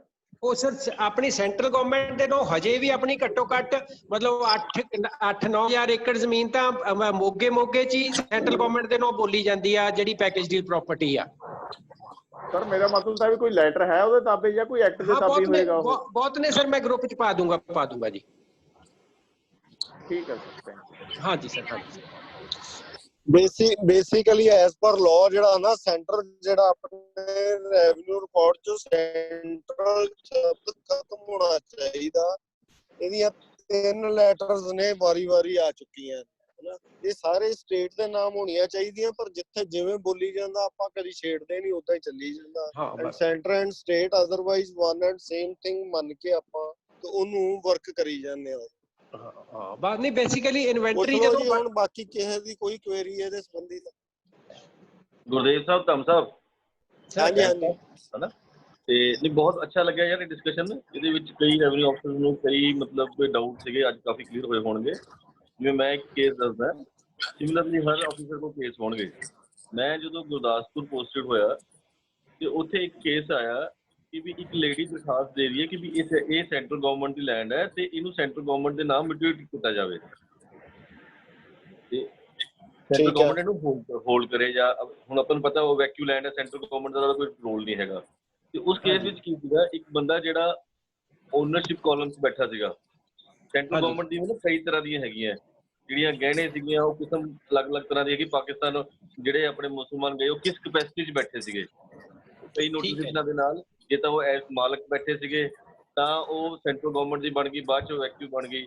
ਜੇ ਉਹ ਐਜ਼ ਗਹਿਣੇ ਸੀਗੀ ਕਿਸੇ ਕੋਲ, ਭਾਵੇਂ ਮੁਸਲਮਾਨ ਕੋਲ ਗਹਿਣੇ ਸੀਗੀ, ਭਾਵੇਂ ਉਹ ਇੱਧਰਲੇ ਇੰਡੀਅਨਸ ਕੋਲ ਗਹਿਣੇ ਸੀਗੇ, ਉਹ ਦੋਨੋਂ ਟਾਈਪਸ ਵੀ ਬਾਅਦ ਵਿੱਚ ਅਚੀਵ ਕਰ ਗਈਆਂ ਸੀਗੀਆਂ। ਹਾਂ, ਆਪਾਂ ਉਹਦੇ ਲਈ ਆਰਡਰ ਹੋਏ ਹੋਏ ਨੇ ਸਰ, ਸਪੈਸੀਫਿਕ ਗਵਰਨਮੈਂਟ ਦੇ ਆਰਡਰ ਹੋਏ ਹੋਏ ਨੇ ਵੀ ਉਹਦੇ 'ਚ ਆਪਾਂ ਉਹਨਾਂ ਨੂੰ ਵੈਸਟ ਵੈਕਿਊ ਲੈਂਡ 'ਚ ਵੈਸਟ ਕਰ ਗਈਆਂ। ਮੈਂ ਜਿਹੜੀ ਗੱਲ ਕਰ ਰਿਹਾ ਨਾ ਕਿ ਸਾਡੇ ਰੈਵਨਿਊ ਅਫਸਰ ਦੇ ਵਿੱਚ ਮਤਲਬ ਸਪਿਰਿਟ ਨਹੀਂ ਹੈਗੀ ਇਹਨਾਂ ਲੈਂਡ ਨੂੰ ਡਿਫੈਂਡ ਕਰਨ ਦੀ। ਬਹੁਤ ਗੱਲ ਕਰ ਰਿਹਾ। ਠੀਕ ਹੈ ਸਰ। ਉਹ ਇੱਕ ਲੈਂਡ ਸੀਗੀ ਜਿਹੜੀ ਮਾਲਕ ਪ੍ਰਾਈਵੇਟ ਸੀਗੇ, ਠੀਕ ਤੁਸੀਂ ਕਹਿ ਲਓ ਕਿ ਨਾਨ ਮੁਸਲਿਮ ਮਾਲਕ ਸੀਗੇ, ਠੀਕ ਹੈ। ਗਹਿਣੇ ਸੀਗੀ ਮੁਸਲਮਾਨਾਂ ਦੇ ਕੋਲ। ਹਾਂ, ਉਹ ਵੈਕਿਊ ਬਣ ਗਈ ਸਰ। ਹਾਂ, ਜਦੋਂ ਗਹਿਣੇ ਮੁਸਲਮਾਨ ਕੋਲ ਹੈ ਤਾਂ ਉਹ ਗਹਿਣੇ ਪਹਿਲਾਂ ਸੈਂਟਰਲ ਗਵਰਨਮੈਂਟ ਕੋਲ ਹੋ ਗਈ। ਫਿਰ ਉਹ ਜਦੋਂ ਉਹ 30 ਸਾਲ ਵਾਲੀ ਕੰਡੀਸ਼ਨ ਲਗਾ ਕੇ ਉਹ 1980 ਦੇ ਆਸ-ਪਾਸ ਲੈਟਰ ਗਵਰਨਮੈਂਟ ਦੀਆਂ ਆਈਆਂ ਕਿ ਵੀ ਇਹ ਹੁਣ ਇੱਕ ਮੌਕਾ ਦਿੱਤਾ ਜਾਂਦਾ ਕਿ ਇਹ ਇਹਨਾਂ ਨੂੰ ਪੱਕ ਕਰਾ ਲੈਣ। ਜਿਹੜੇ ਨਾਨ ਮੁਸਲਿਮ ਮਾਲਕ ਹੈਗੇ ਆ ਉਹਨਾਂ ਨੇ ਨਹੀਂ ਕਰਾਈ ਤਾਂ ਉਹ ਚੇਂਜ ਹੋਣੀ ਚਾਹੀਦੀ ਸੀਗੀ ਮਾਲਕੀ ਉਸ ਲੈਟਰ ਦੇ ਨਾਲ। ਹਾਂਜੀ ਸਰ, ਹਾਂਜੀ ਸਰ। ਉਹ ਕਈ ਜਗ੍ਹਾ ਨਹੀਂ ਕੀਤੀਆਂ ਗਈਆਂ, ਪਟਵਾਰੀਆਂ ਵੱਲੋਂ ਸਾਡੇ ਸੀਆਰਓਜ਼ ਨੇ ਧਿਆਨ ਨਹੀਂ ਕੀਤਾ ਉਸ ਸਮੇਂ ਤੋਂ, ਉਹ ਨਹੀਂ ਕੀਤੀਆਂ ਗਈਆਂ। ਹੁਣ ਕੀ ਹੋਇਆ ਇਸ ਕੇਸ ਦੇ ਵਿੱਚ, ਇੱਕ ਕੇਸ ਨੇ ਕਈ ਕੇਸ ਹੈਗੇ ਗੁਰਦਾਸਪੁਰ ਤੱਕ, ਇੱਕ 2-3 ਕੇਸ ਮੇਰੇ ਧਿਆਨ 'ਚ ਹੈਗੇ ਆ। ਜੇ ਉੱਥੋਂ ਦੇ ਸੀਆਰਓ ਸੁਣ ਰਹੇ ਆ ਤਾਂ ਉਹ ਵੀ ਜਾਣਦੇ ਹੋਣਗੇ ਇਸ ਕੇਸ ਨੂੰ। ਕਿ ਵੀ ਜਿਹੜਾ ਮਾਲਕ ਸੀਗਾ ਉਹ ਇੱਕ ਪਰਸਨ ਹੈ, ਉਹ ਗਹਿਣੇ ਹੈਗੀ ਸੈਂਟਰਲ ਗਵਰਨਮੈਂਟ ਕੋਲ, ਸੈਕਿੰਡ ਪਰਸਨ ਹੋ ਗਿਆ। ਥਰਡ ਕਬਜ਼ਾ ਕਿਸੇ ਹੋਰ ਤੇ ਥਰਡ ਹੁੰਦਾ। ਠੀਕ ਹੈ ਸਰ। ਮਾਲਕ ਨੇ ਐਜ਼ ਐਨਆਰਆਈ ਉਹਦਾ ਐਜੈਕਟਮੈਂਟ ਦਾ ਦਾਵਾ ਪਾਤਾ। ਠੀਕ ਹੈ ਸਰ। ਉਹ ਐਜੈਕਟਮੈਂਟ ਦਾ ਦਾਵਾ ਉਹਦੇ ਹੱਕ 'ਚ ਹੋ ਗਿਆ ਬੀਇੰਗ ਐਨਆਰਆਈ। ਸੈਂਟਰਲ ਗਵਰਨਮੈਂਟ ਨੂੰ ਕੋਈ ਰਿਪਰੈਜ਼ੈਂਟ ਹੀ ਨਹੀਂ ਕਰ ਰਿਹਾ ਉੱਥੇ, ਉਹਨੂੰ ਪਾਰਟੀ ਨਹੀਂ ਬਣਾਇਆ ਗਿਆ ਜਾਂ ਰਿਪਰੈਜ਼ੈਂਟ ਨਹੀਂ ਕਰ ਰਿਹਾ ਕੋਈ। ਠੀਕ ਹੈ ਸਰ। ਦੂਜੇ ਲੈਵਲ ਤੇ ਜਿਹੜੀ ਪ੍ਰਾਈਵੇਟ ਪਾਰਟੀ ਹੈ ਜਿਹੜੀ ਕਬਜ਼ੇ 'ਚ ਬੈਠੀ ਹੈ ਤੇ ਉਹ ਹੁਣ ਹਾਈ ਕੋਰਟ ਗਈ ਹੈ। ਤੇ ਜਦੋਂ ਉਹਨੇ ਸਰਕਾਰ ਦੇ ਧਿਆਨ 'ਚ ਲਿਆਂਦਾ ਤੇ ਸਾਡੇ ਸੀਆਰਓ ਸਾਹਿਬਾਂ ਨੂੰ ਸਮਝਦੇ ਕਿ ਨਹੀਂ ਤਾਂ ਪ੍ਰਾਈਵੇਟ ਮਾਲਕੀ ਹੈ, ਉੱਥੇ ਬਹੁਤ ਆਬਾਦੀਆਂ ਬਣੀਆਂ ਹੋਈਆਂ ਹੈ। ਉਹਦਾ ਰੀਜ਼ਨ ਕੀ ਹੈ ਡਿਫੈਂਡ ਨਹੀਂ ਕਰਨਾ ਕਿ ਵੀ ਇਹ ਬਹੁਤ ਕੀਮਤੀ ਪ੍ਰਾਪਰਟੀ ਹੈ, ਅਲੱਗ-ਅਲੱਗ ਕੰਪਨੀ ਹੈ ਕਿ ਜਿੰਨੀ ਮਰਜ਼ੀ ਕੀਮਤ ਹੋਵੇ ਅਸੀਂ ਉਹਨੂੰ ਡਿਫੈਂਡ ਕਰਨਾ ਹੀ ਕਰਨਾ ਹੈ। ਬਿਲਕੁਲ, ਆਪਾਂ ਉੱਥੇ ਉਹਨੂੰ ਉਸ ਆਪਣੀ ਕੈਪੈਸਿਟੀ 'ਚ ਡਿਫੈਂਡ ਕਰਨਾ ਨਾ ਵੀ it is our property, we are custodians of it. ਤੇ ਆਹ ਲੈਟਰ ਦੇ ਬੇਸ ਤੇ ਸਾਡੀ ਮਾਲਕੀ ਬਣ ਜਾਣੀ ਚਾਹੀਦੀ ਸੀ, ਰਿਕਾਰਡ ਹੋਣੀ ਰਹਿੰਦੀ ਹੈ, ਸਾਨੂੰ ਇਹਦਾ ਵੋਟੇਸ਼ਨ ਕਰਨ ਦੀ ਇਜਾਜ਼ਤ ਦਿੱਤੀ ਜਾਵੇ। ਸੈਕਿੰਡ ਥਿੰਗ ਜਦੋਂ ਸਾਨੂੰ ਸਿਵਲ ਕੋਰਟ ਪਾਰਟੀ ਨੂੰ ਬਣਾਇਆ, ਹਾਈ ਕੋਰਟ ਨੂੰ ਪਾਰਟੀ ਬਣਾਇਆ, ਉਹ ਆਰਡਰ ਸਾਡੇ ਤੇ ਲਾਗੂ ਨਹੀਂ, ਅਸੀਂ ਵੋਟੇਸ਼ਨ ਲਾਗੂ ਕਰ ਸਕਦੇ ਜੀ ਨਹੀਂ। ਪਰ ਜੇ ਆਪਾਂ ਨੂੰ ਪਤਾ ਲੱਗੇ ਸਰ, ਆਪਾਂ ਨੂੰ ਪਾਰਟੀ ਬਣ ਜਾਣਾ ਚਾਹੀਦਾ।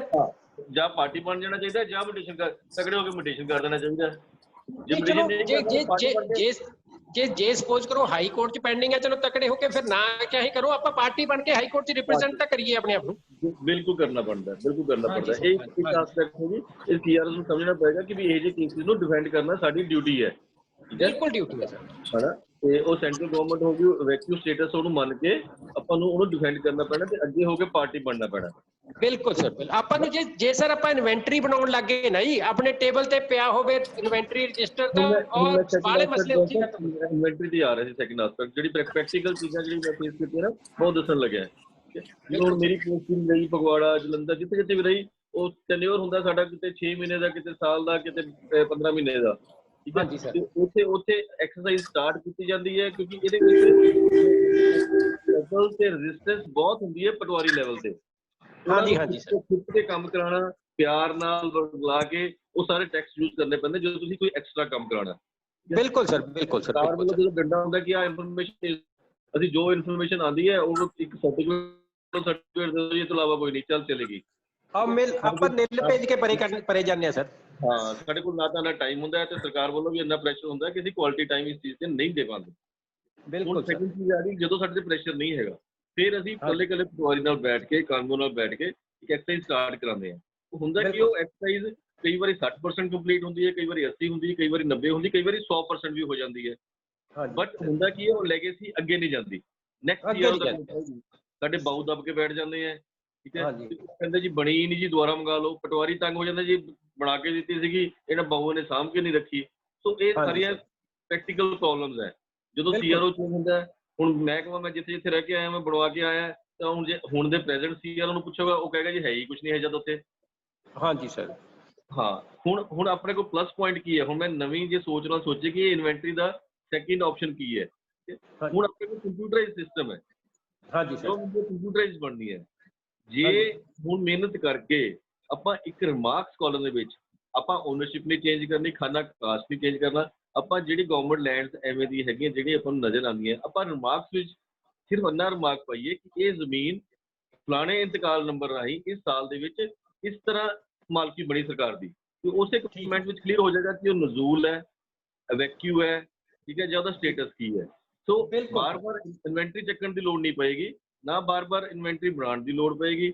ਇੱਕ ਆਪਾਂ ਨੂੰ ਜਿਹੜਾ ਸੀਆਰਓ ਦੀ ਪ੍ਰੋਬਲਮ ਹੈ ਜਾਂ ਸਬ ਰਜਿਸਟਰ ਦੀ ਪ੍ਰੋਬਲਮ ਹੈ, ਉਹ ਕਿਤੇ ਹੱਦ ਤੱਕ ਸੋਲਵ ਹੋ ਜਾਏਗੀ। ਜਿਹੜੀ ਲੇਟੈਸਟ ਫਰਦ ਆਏਗੀ ਉਹਦੇ ਚੋਂ ਕਮੈਂਟਸ ਹੋਣਗੇ।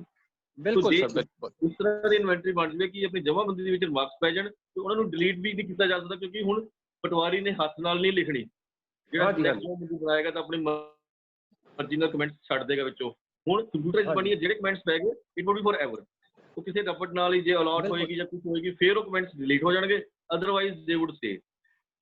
ਸੋ ਇਹਦੇ ਨਾਲ ਬੇਸਿਕਲੀ ਬਾਕੀ ਜਿਹੜੇ ਤਾਂ ਨਜ਼ੂਲ ਲੈਂਡ ਤੇ ਸਰਪਲਸ ਲੈਂਡ ਆ, ਉਹਦੇ ਤੇ ਤਾਂ ਕਮੈਂਟਸ ਆ ਜਾਣ। ਜਿਹੜੀ ਸੈਂਟਰ ਗਵਰਨਮੈਂਟ ਦੀ ਆ ਉਹਨੂੰ ਮੋਟੇਟ ਕਰਕੇ ਆਪਾਂ ਨੂੰ ਸਟੇਟ ਦੇ ਨਾਂ ਚੜਾ ਲੈਣਾ ਚਾਹੀਦਾ। ਉਹ ਮੋਟੇਸ਼ਨ ਤਾਂ ਕਰਨੀ ਚਾਹੀਦੀ ਹੈ, ਡੈਫੀਨੇਟਲੀ ਕਰਨੀ ਚਾਹੀਦੀ ਹੈ। ਭਾਵੇਂ ਉਹ 3 ਤਰ੍ਹਾਂ ਦੀ ਹੈਗੀ ਹੈ, ਜਿਹੜੀ ਵੈਕਿਊ ਹੈਗੀ ਹੈ, ਜਿਹੜੇ ਮੁਸਲਮਾਨ ਮਾਲਕ ਸੀਗੇ, ਦੂਜੇ ਨੰਬਰ ਤੇ ਜਿਹੜੇ ਮੁਸਲਮਾਨਾਂ ਨੇ ਗਹਿਣੇ ਕੀਤੀ ਸੀਗੀ, ਤੀਜੇ ਨੰਬਰ ਤੇ ਜਿਹੜੀ ਮੁਸਲਮਾਨਾਂ ਦੇ ਕੋਲ ਗਹਿਣੇ ਸੀਗੀ, ਇਨ ਨਟਸ਼ਲ ਕਹਿ ਦਈਏ। ਹਾਂਜੀ ਹਾਂਜੀ, ਉਹ ਸਾਰੀ ਮੋਟੇਟ ਹੋਣੀ ਚਾਹੀਦੀ ਹੈ। ਬਿਲਕੁਲ ਸਰ, ਬਿਲਕੁਲ ਸਰ।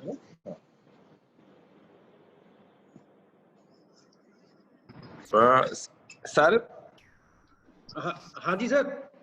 ਸਰ ਜਿੱਦਾਂ ਅਮਨ ਸਰ ਨੇ ਦੱਸਿਆ ਹੈਗਾ, ਮੈਂ ਇਸੇ ਦੀ ਕੰਟੀਨਿਊਸ਼ਨ 'ਚ ਇੱਕ ਵਾਰੀ ਹੈ ਵੀ ਜਿਹੜੀ ਤੀਸਰੀ ਕੈਟਾਗਰੀ ਹੈ ਵੀ ਜਿਹੜੀ ਮੁਸਲਮਾਨ ਕੋਲ ਗਹਿਣੇ ਸੀਗੇ, ਉਹ ਜਿਹੜੀ 76 ਦੀ ਇੱਕ ਲੈਟਰ ਹੈਗੀ ਆਪਣੇ ਰੈਵਨਿਊ ਡਿਪਾਰਟਮੈਂਟ ਦੀ 76 ਦੀ, ਵੀ ਜਿਹੜੀਆਂ ਜ਼ਮੀਨਾਂ 2 ਕੇਸਿਸ ਬਣਦੇ ਨੇ। ਕਿਸੇ ਮੁਸਲਿਮਸ ਕੋਲ ਗਹਿਣੇ ਸੀਗੀਆਂ, ਛੱਡ ਕੇ ਚਲੇ ਗਏ, 30 ਇਅਰਸ ਦਾ ਸਪੈਨ ਲੰਘ ਗਿਆ, ਜਾਂ ਸੈਕੰਡ ਕੇਸ ਹੈ ਉਸ ਤੋਂ ਬਾਅਦ ਸਰਕਾਰ ਕੋਲ ਗਹਿਣੇ ਨੇ। 2 ਅਲੱਗ-ਅਲੱਗ ਕੰਟਰੇਰੀ ਕੇਸ ਮੰਨਦੇ ਨੇ। ਕਈ ਵਾਰੀ ਉਹਦਾ ਰਿਪਲਾਈ ਇੱਕੋ ਤਰੀਕੇ ਨਾਲ ਬਣਾ ਲਿਆ ਜਾਂਦਾ ਵੀ 30 ਸਾਲ ਗਹਿਣੇ ਸੀ, ਉਹ ਫੱਕ ਨਹੀਂ ਕਰਾਏ, ਉਹ ਲੈਟਰ ਦੀ ਕੰਡੀਸ਼ਨ ਉਹਦੇ ਤੇ ਲਾਗੂ ਹੋ ਗਈ ਵੀ 30 ਸਾਲ ਦੇ ਵਿੱਚ ਜਾਂ ਤਾਂ ਉਹਨਾਂ ਨੂੰ ਫੱਕ ਕਰਾਉਣਾ ਸੀ, ਨਹੀਂ ਤਾਂ ਉਹ ਫਿਰ ਸੈਂਟਰਲ ਗਵਰਨਮੈਂਟ ਦੇ ਨਾਮ ਤੇ ਚਲੀਆਂ ਜਾਣੀਆਂ। ਸਰ ਆਰਡਰ ਹੋ ਗਿਆ ਸੀ ਵੀ ਸੈਂਟਰ ਗਵਰਨਮੈਂਟ ਦੇ ਨਾਮ ਮੋਟੇਟ ਕਰ ਦਿਓ ਉਹਨਾਂ ਨੂੰ। ਹਾਂਜੀ ਹਾਂਜੀ, ਮੋਟੇਟ ਕਰ ਦੋ, ਤੇ ਉਸ ਤੋਂ ਬਾਅਦ ਫਿਰ ਉਹਨਾਂ ਨੂੰ ਆਪਾਂ ਦੁਬਾਰਾ ਸਟੇਟ ਗਵਰਨਮੈਂਟ ਦੇ ਨਾਮ ਤੇ ਕਰਨੀ ਹੈ ਜਾਂ ਸੈਂਟਰਲ ਗਵਰਨਮੈਂਟ ਦੇ ਨਾਮ ਤੇ ਖੜਨੀ ਹੈ? ਨਾ ਆਪਾਂ ਸਿੱਧੀ ਸਟੇਟ ਗਵਰਨਮੈਂਟ ਦੇ, ਜੇ ਅੱਜ ਦੀ ਤਰੀਕ 'ਚ ਮੋਟੇਸ਼ਨ ਕਰਾਂਗੇ ਤਾਂ ਦੋਨੋਂ ਚਿੱਠੀਆਂ ਲਾ ਕੇ ਆਪਾਂ ਸਟੇਟ ਦੇ ਨਾਮ ਸਿੱਧੀ ਕਰ ਦਾਂਗੇ। ਸਟੇਟ ਦੇ ਨਾਮ ਤੇ ਸਿੱਧੀ ਕਰ ਦਾਂਗੇ। ਤੇ ਉਹਦੇ 'ਚ ਉਹਦੀ ਲੀਗੈਲਿਟੀ ਕੀ ਹੈ ਸਰ? ਉਹ ਕੋਈ ਇੱਕ 76 ਦੀ ਲੈਟਰ ਹੈ, ਕੋਈ ਮਤਲਬ ਐਕਟ ਤਾਂ ਨਹੀਂ ਹੈ, ਬਟ ਉਹਦੇ 'ਚ 2 ਲੁਧਿਆਣੇ ਕੇਸ ਹੋਏ ਸੀ ਮੇਰੀ ਪੋਸਟਿੰਗ ਦੇ ਦੌਰਾਨ 17-18 ਦੇ ਵਿੱਚ। ਉਹਦੇ 'ਚ ਅਸੀਂ ਆਰਡਰ ਵੀ ਬੜਾ ਸਟਰੋਂਗ ਰਿਪਲਾਈ ਵੀ ਏਦਾਂ ਦਿੱਤਾ ਸੀ ਸਾਰਾ, ਵੀ ਇਹ ਪੁਆਇੰਟ ਆ 76 ਤੇ ਜਾ ਕੇ। ਬਟ ਮੈਨੂੰ ਹੁਣ ਪਿਛਲੇ ਵੀਕ ਮੈਨੂੰ ਪਤਾ ਲੱਗਿਆ ਵੀ ਹੈਗਾ ਵੀ ਉਹ ਡਿਕਰੀ ਅਗੇਂਸਟ ਹੋਈ ਹੈ। ਉਹ ਕਹਿੰਦੇ ਵੀ ਇਹਦੀ ਲੀਗੈਲਿਟੀ ਹੈ ਨਹੀਂ ਹੈਗੀ। ਹੁਣ ਹਾਈ ਕੋਰਟ ਸ਼ਾਇਦ ਅਪਰੋਚ ਕਰ ਰਹੀ ਹੈ ਆਪਣਾ ਡਿਪਾਰਟਮੈਂਟ, ਜਾਂ ਨਹੀਂ ਕਰ ਰਿਹਾ, I don't know. But sir civil court 'ਚ ਤਾਂ ਆਪਾਂ ਨੂੰ ਜਵਾਬ ਹੀ ਨਹੀਂ ਦੇਣਾ ਚਾਹੀਦਾ। ਸਿਵਲ ਕੋਰਟ ਤੱਕ ਆਪਾਂ ਨੂੰ ਕਹਿਣਾ ਚਾਹੀਦਾ ਵੀ ਸਿਵਲ ਕੋਰਟ ਡੀ ਵਾਰ ਅਸਲ 'ਚ ਜ਼ਿਆਦਾ ਐਕਚੁਅਲੀ ਉਹ ਟਾਈਮ ਲੰਘ ਗਿਆ ਸੀ ਸਰ। ਉਹ ਐਕਸ ਪਾਰਟੀ ਤੜਵਾ ਕੇ ਅਸੀਂ ਉਹ ਵੀ ਦਿੱਤਾ ਸੀਗਾ ਵੀ ਇਹ ਡੀ ਵਾਰਡ ਹੈ। ਉਸ ਤੋਂ ਬਾਅਦ ਡਿਊਰਿੰਗ ਆਰਗੂਮੈਂਟਸ ਜਦੋਂ ਇਦਾਂ ਹੋ ਰਹੇ ਸੀ, ਫਿਰ ਆਰਗੂਮੈਂਟਸ ਦੇ ਤੌਰ ਤੇ ਫਿਰ ਅਸੀਂ ਐਡੀਸ਼ਨਲ ਵੀ ਦੱਸਿਆ ਵੀ ਇਹ 76 ਦੀ ਇਦਾਂ ਹੈਗੀ ਹੈ। ਉਹਦੇ ਬੇਸ ਤੇ ਇਹਨੂੰ ਸਰ ਥੋੜਾ ਜਿਹਾ 2 ਕੇਸਿਸ ਬਣਦੇ ਨੇ ਇਹਦੇ 'ਚ 70 ਵੀ। ਇੱਕ ਪ੍ਰਾਈਵੇਟ ਓਨਰਸ ਨੇ ਜਿਨ੍ਹਾਂ ਨੇ ਮੁਰਤਹਿਨ ਸੀਗੇ, ਨਹੀਂ ਕਰਵਾਇਆ, ਇੱਕ ਗਵਰਨਮੈਂਟ ਦੇ। ਇਹ ਦੋਨੋਂ ਕੇਸਿਸ ਕਲੀਅਰ ਕਰਿਓ ਸਰ। ਇਹ ਕੇਸਿਸ ਜਿਹੜੇ 30 ਇਅਰਸ ਵਾਲੀ ਕੰਡੀਸ਼ਨ ਵਾਲੇ 2 ਕੇਸਿਸ ਬਣਦੇ ਹੁੰਦੇ ਆ। ਦੋਨੋਂ ਕੇਸੇ 'ਚ ਸਰ, ਚਾਹੇ ਤਾਂ ਪ੍ਰਾਈਵੇਟ ਪਾਰਟੀ ਮੁਰਤਨ ਸੀਗੀ ਚਾਹੇ ਰਾਹਨ ਸੀ, ਉਹਦੇ 'ਚ ਗਵਰਨਮੈਂਟ ਆਫ ਪੰਜਾਬ ਨੇ ਇੱਕ ਵਾਰੀ ਜਦੋਂ DRO ਸਾਹਿਬ ਸਰ ਨੇ ਆਪਾਂ ਨੂੰ ਦੱਸਿਆ, ਇੱਕ ਵਾਰੀ ਗਵਰਨਮੈਂਟ ਨੇ ਕਿਹਾ ਸੀ ਵੀ ਜਿਨ੍ਹਾਂ ਦੀ ਫੱਕ ਕਰਾਉਣੀ ਬਣਦੀ ਆ ਆਪਣਾ, ਉਹਦੇ ਰੈਮੀਡੀਅਲ ਜਿਹੜੀ ਵੀ ਰੈਮਡੀ ਬਣਦੀ ਆ ਉਹਦੇ 'ਚ ਤੁਸੀਂ ਚਾਹੇ ਤਾਂ ਬੰਦੇ ਨੂੰ ਪੈਸੇ ਦੇ ਕੇ, ਚਾਹੇ ਉਹਦੇ 'ਚ SDM ਸਾਹਿਬ ਦੀ ਅਦਾਲਤ 'ਚ ਕੇਸ ਪਾ ਕੇ ਤੁਸੀਂ ਆਪਣੀ ਜ਼ਮੀਨ ਫੱਕ ਕਰਵਾ ਲਓ। ਠੀਕ ਹੈ। ਜਿਹਨੇ ਫਿਰ ਨਹੀਂ ਕਰਵਾਈ, ਜਿਹਨੇ ਤਾਂ ਕਰਵਾ ਲਈ ਉਦੋਂ ਮੋਟੇਟ ਹੋ ਗਏ, ਗੱਲ ਖਤਮ। ਠੀਕ ਹੈ।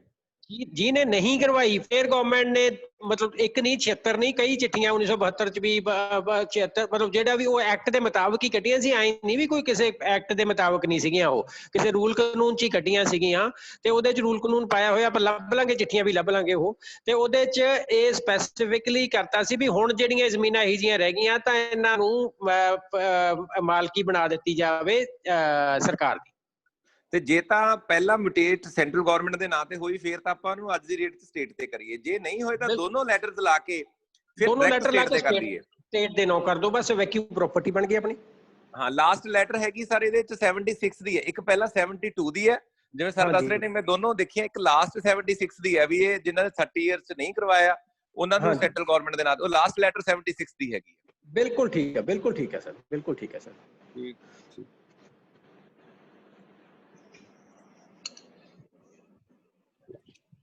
ਵੈਸੇ ਇਨਵੈਂਟਰੀ ਦਾ ਜਿਹੜਾ ਮੈਥਡ ਨਵਾਂ ਮੈਂ ਦੱਸਿਆ ਉਹਦੇ ਬਾਰੇ ਵੀ ਥੋੜਾ ਡੈਲੀਬਰੇਟ ਕਰੋ। ਰਪਟਾ ਪਾਉਣ ਵਾਲਾ, ਜਿੱਦਾਂ ਅਮਨ ਸਰ ਦੱਸ ਰਹੇ ਸੀ ਵੀ ਇਹ ਰਿਮਾਰਕਸ ਕਾਲਮ ਦੇ ਵਿੱਚ ਇਹ ਸਾਰੀਆਂ। ਬਿਲਕੁਲ ਸਰ, ਬਿਲਕੁਲ। ਜਿੱਥੇ ਤਾਂ ਵੈਕਿਊ ਪ੍ਰਾਪਰਟੀ ਆ ਤੇ ਹਜੇ ਵੀ ਸੈਂਟਰਲ ਗਵਰਨਮੈਂਟ ਦੇ ਨਾਮ ਬੋਲ ਰਹੀ ਆ, ਉੱਥੇ ਆਪਾਂ ਨੂੰ ਮੋਟੇਟ ਕਰਕੇ ਉਹ ਚਿੱਠੀਆਂ ਲਾ ਕੇ ਤੇ ਮੋਟੇਟ ਕਰਕੇ ਸਟੇਟ ਗਵਰਨਮੈਂਟ ਦੇ ਨਾਂ, ਮੁੜ ਵਸਾਊ ਵਿਭਾਗ ਦੇ ਨਾਂ, ਪੰਜਾਬ ਸਰਕਾਰ ਦੇ ਨਾਂ ਕਰ ਦੇਣੀ ਚਾਹੀਦੀ ਆ।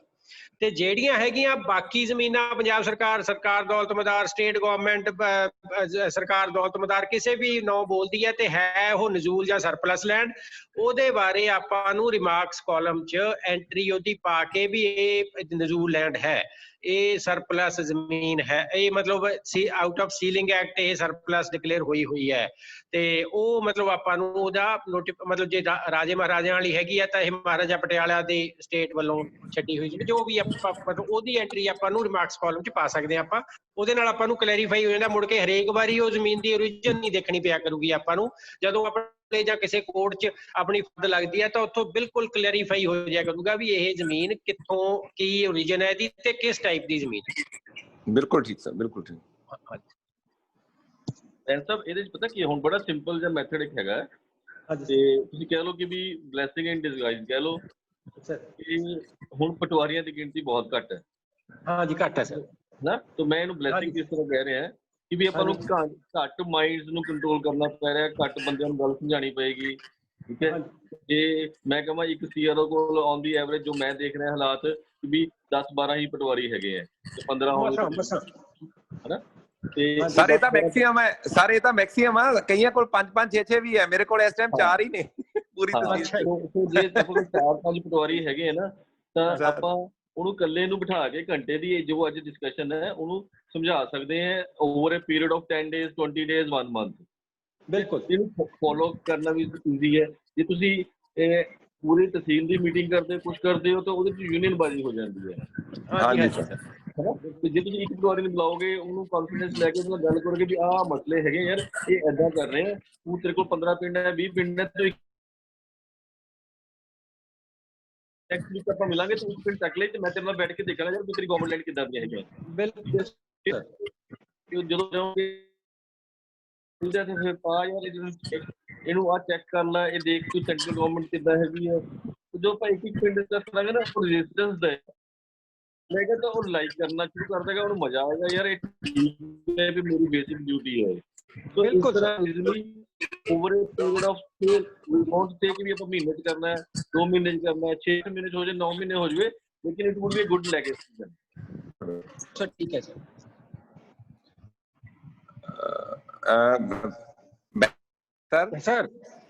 ਇੱਕ ਸਰ ਇਹਦੇ ਚ ਜਿਹੜੀ ਆਪਾਂ ਇਹ ਵੈਕਿਊ ਪ੍ਰਾਪਰਟੀ ਵਾਲੀ ਉਹ 7 ਦੇ ਵਿੱਚ ਆਈ ਸੀ ਵੀ ਅਲਾਟਮੈਂਟ ਪਾਲਿਸੀ ਆਈ ਸੀ 7 ਦੇ ਵਿੱਚ, ਖਰੀਫ 2000 ਤੱਕ ਆਈ ਸੀ, ਫਿਰ ਉਹ 11 ਦੇ ਲੈਟਰ ਦੇ ਵਿੱਚ ਉਹ ਖਰੀਫ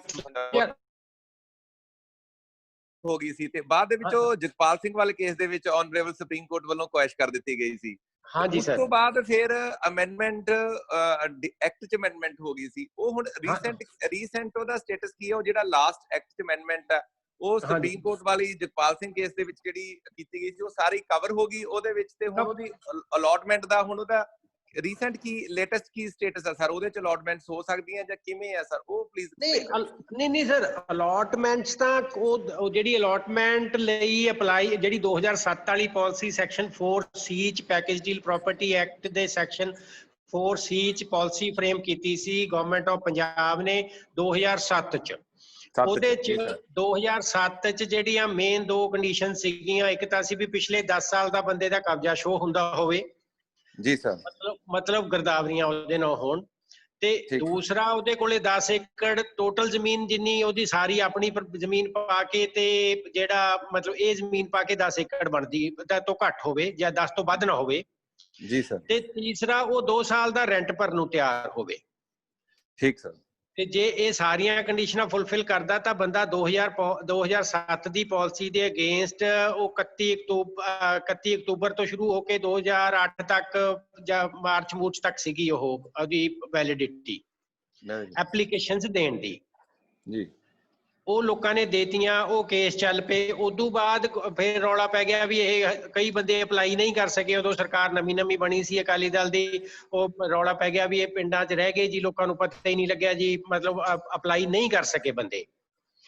ਉਹ ਫਿਰ ਇੱਕ 2009 ਚ ਫਿਰ ਦੁਬਾਰੇ ਮਤਲਬ ਉਹਨੂੰ ਉਹੀ ਪਾਲਿਸੀ ਨੂੰ ਜਿਹੜੀ ਉਹਦੀ ਲਾਸਟ ਡੇਟ ਸੀਗੀ, ਕੱਟ ਆਫ ਡੇਟ ਸੀਗੀ, ਉਹਨੂੰ ਵਧਾ ਕੇ ਫਿਰ ਇਹਨਾਂ ਨੇ ਮਤਲਬ ਜਾਰੀ ਕੀਤਾ। ਇਹਨਾਂ ਨੇ ਕੀਤਾ ਵੀ 2009 ਦਸੰਬਰ ਤੋਂ ਲੈ ਕੇ 2010 31/3/2010 ਤੱਕ ਬੰਦਾ ਦੁਬਾਰਾ ਐਪਲੀਕੇਸ਼ਨ ਦੇ ਸਕਦਾ ਜੀ ਜੀ। ਪਰ ਉਹਦੇ ਚ ਜਿੱਦਾਂ ਜਿਹੜੇ ਇਹ ਪਾਲਿਸੀ ਜਿਹੜੀ ਇਹ ਡੇਟ ਐਕਸਟੈਂਡ ਕਰਨ ਵਾਲੀ ਜਿਹੜੀ ਗਵਰਨਮੈਂਟ ਦੀਆਂ ਇੰਸਟਰਕਸ਼ਨਸ ਸੀਗੀਆਂ, ਉਹ ਜਾਰੀ ਹੀ 2 ਦਿਨ ਬਾਅਦ ਹੋਈਆਂ ਜਿੱਦਣ ਉਹ ਲਾਸਟ ਡੇਟ ਲੰਘ ਚੁੱਕੀ ਸੀ। ਬਿਲਕੁਲ ਸਰ, ਬਿਲਕੁਲ। ਤੇ ਉਸ ਕਰਕੇ ਫਿਰ ਉਹ ਆਪਾਂ ਜਿਹੜਾ ਪਿਆਰਾ ਸਿੰਘ ਵਰਸਸ ਸਟੇਟ ਆਪਾਂ ਸਾਰਾ ਲੁਧਿਆਣੇ ਕੀਤਾ ਸੀਗਾ, ਆਪਣਾ ਕਬਜ਼ਾ ਲਿਆ ਸੀ ਸਾਰਾ, ਉਹ ਕੀਤਾ ਸੀਗਾ। ਉਹਦੇ ਚ ਫਿਰ ਸਾਰੀਆਂ ਐਪਲੀਕੇਸ਼ਨਾਂ ਮੈਂ ਇਹਦੇ ਬੇਸ ਤੇ ਅੜਾਈਆਂ ਸੀ ਉਹਨਾਂ ਦੀਆਂ ਵੀ ਆਪਾਂ ਸਪੀਕਿੰਗ ਆਰਡਰ ਪਾਸ ਕੀਤੇ ਸੀ ਜਿਹੜੇ ਤੁਹਾਡੇ ਉੱਥੇ 10 ਜਾਂ 11 ਜਦੋਂ ਮੈਂ ਸਰ ਲਾਸਟ ਉੱਥੇ ਰਿਹਾ 18-19 ਦੇ ਵਿੱਚ, ਉਦੋਂ ਮੇਰੇ ਕੋਲ 2 ਕੇਸਿਸ ਆਏ ਸੀ। ਮੈਂ ਤੁਹਾਡੇ ਨਾਲ ਸ਼ਾਇਦ ਡਿਸਕਸ ਵੀ ਕੀਤੇ ਸੀ, ਜਸਵੰਤ ਸਿੰਘ ਤੇ ਜਸਵੰਤ ਕੌਰ ਵਾਲੇ। ਹਾਂਜੀ। ਉਹ ਜਿਹੜੇ ਐਪਲੀਕੇਸ਼ਨ ਤੁਸੀਂ ਜਿਵੇਂ ਆਪਾਂ ਲੈਗਸੀ ਦੀ ਗੱਲ ਕਰ ਰਹੇ ਆ, ਉਹ ਜਦੋਂ ਮੈਂ ਰਿਕਾਰਡ ਦੇਖਿਆ ਪਹਿਲਾਂ ਕੁਝ ਨਹੀਂ ਸੀ ਮਿਲ ਰਿਹਾ, ਫਿਰ ਮੈਂ ਤੁਹਾਡੇ ਨਾਲ ਗੱਲ ਕੀਤੀ। ਉਹ ਤੁਹਾਡੇ ਜਿਹੜੇ ਤੁਸੀਂ ਰਿਜੈਕਟ ਕੀਤੀਆਂ ਸੀ 13 ਦੇ ਵਿੱਚ, ਆਪਾਂ ਪੋਜੈਸ਼ਨ ਵੀ ਲਿਆ ਸੀਗਾ, ਉਦੋਂ ਮੈਂ ਐਂਟਰਟੇਨਿੰਗ ਸੀ ਤੁਹਾਡੇ ਨਾਲ, ਤੇ ਉਹ ਸਾਰੇ ਕੱਢੇ 11-12 ਆਰਡਰ ਸੀਗੇ, ਸਪੀਕਿੰਗ ਆਰਡਰ ਮਤਲਬ ਬਣਾਏ ਹੋਏ ਸਾਰੇ। 21 ਆਰਡਰ ਸੀ ਉਹ 21। ਹਾਂਜੀ ਹਾਂ, 21 ਆਰਡਰ ਸੀਗੇ ਸਾਰੇ। ਉਹ ਸਾਰੇ ਕੱਢ ਕੇ ਉੱਥੋਂ ਫਿਰ ਸਾਰੀ ਉਹਦਾ ਰੂਟ ਉੱਥੋਂ ਫੜਿਆ ਗਿਆ। ਉਸੇ ਵੇਸ ਤੇ ਅਸੀਂ ਆਹ ਦੋਨੋਂ ਕੇਸਿਸ ਡੀਲ ਕੀਤੇ ਸੀ। ਉਹ ਗਵਰਨਮੈਂਟ ਦੇ ਹੱਕ ਚ ਹੋਏ ਦੋਨੋਂ, ਹਾਈ ਕੋਰਟ ਚ। ਹਾਂ ਬਿਲਕੁਲ। ਉਹ ਕੇਸਾਂ ਚ ਮੈਂ ਮਤਲਬ ਬੜਾ ਮਿਹਨਤ, ਰਾਹੁਲ ਤਿਵਾੜੀ ਸਰ ਵੇਲੇ ਕਬਜ਼ਾ ਲਿਆ ਸੀਗਾ, ਤੀਸਰੇ ਦਿਨ ਰਾਹੁਲ ਸਰ ਦੀ ਬਦਲੀ ਹੋ ਗਈ ਤੇ ਰਜਤ ਅਗਰਵਾਲ ਸਰ ਆ ਗਏ ਸੀ। ਹਾਂਜੀ ਸਰ। ਫਿਰ ਮੈਂ ਰਜਤ ਸਰ ਦੇ ਮਤਲਬ ਘਰੇ ਹੀ ਕੈਂਪ ਆਫਿਸ ਬੈਠ ਕੇ ਮਤਲਬ 15-20 ਦਿਨ ਮੈਂ ਦਫ਼ਤਰ ਨਹੀਂ ਵੜਿਆ। ਮੈਂ ਉੱਥੇ ਬਹਿ ਕੇ 21 ਦੇ 21 ਸਪੀਕਿੰਗ ਆਰਡਰ ਤੇ ਪਾਸ ਮਤਲਬ ਸਾਹਿਬ ਸਰ ਨੂੰ ਵਾਰੀ ਦਿਖਾ ਕੇ, ਮਤਲਬ FCR ਸਾਹਿਬ ਨੂੰ ਦਿਖਾ ਕੇ, ਤੇ ਮਤਲਬ ਉਹ ਸਪੀਕਿੰਗ ਆਰਡਰ ਪਾਸ ਕੀਤੇ। ਤੇ ਉਹ ਸਪੀਕਿੰਗ ਆਰਡਰ ਪਾਸ ਕਰਨ ਚ ਮੇਰੀ ਐਡੀ ਟੌਰ ਬਣੀ ਵੀ ਮੈਂ RK ਜੈਨ ਸਾਹਿਬ ਹਾਈ ਕੋਰਟ ਦੇ ਜੱਜ ਸਾਹਿਬ ਦੇ ਉਹ ਰੇਟਾਂ ਲੱਗੀਆਂ ਹੋਈਆਂ ਸੀ ਉਹਨਾਂ ਦੀਆਂ, ਉਹਨਾਂ ਨੇ ਡਾਇਰੈਕਸ਼ਨ ਦਿੱਤੀ ਸੀ ਸਟੇਟ ਨੂੰ ਇਹ ਪਾਸ ਕਰਨ ਦੀ ਸਪੀਕਿੰਗ ਆਰਡਰ। ਮੈਂ ਸਪੀਕਿੰਗ ਸਟੇਟ ਵੱਲੋਂ ਮੈਂ ਸਪੀਕਿੰਗ ਤਹਿਸੀਲਦਾਰ ਵੈਸਟ ਲੁਧਿਆਣਾ ਪਾਸ ਕਰਕੇ ਲੈ ਗਿਆ, ਤੇ ਉਹਨਾਂ ਨੂੰ ਬੰਦਿਆਂ ਨੂੰ ਦੇਤਾ। ਮਿਸਟਰ ਸੱਗੜ ਉੱਥੇ ਸੀਨੀਅਰ ਐਡਵੋਕੇਟ 8-10 ਐਡਵੋਕੇਟ ਪੂਰਾ ਰੌਲਾ ਪੈ ਰਿਹਾ ਸੀ, ਤੇ ਉਹਨਾਂ ਨੇ ਜੀ ਮਤਲਬ ਉਹਨਾਂ ਨੂੰ ਕਹਿਤਾ ਵੀ ਆਹ ਸਪੀਕਿੰਗ ਆਰਡਰ ਸਟੇਟ ਨੇ ਪਾਸ ਕਰਤਾ, ਤੁਸੀਂ ਇਹਨੂੰ ਪੜ੍ਹ ਲਓ।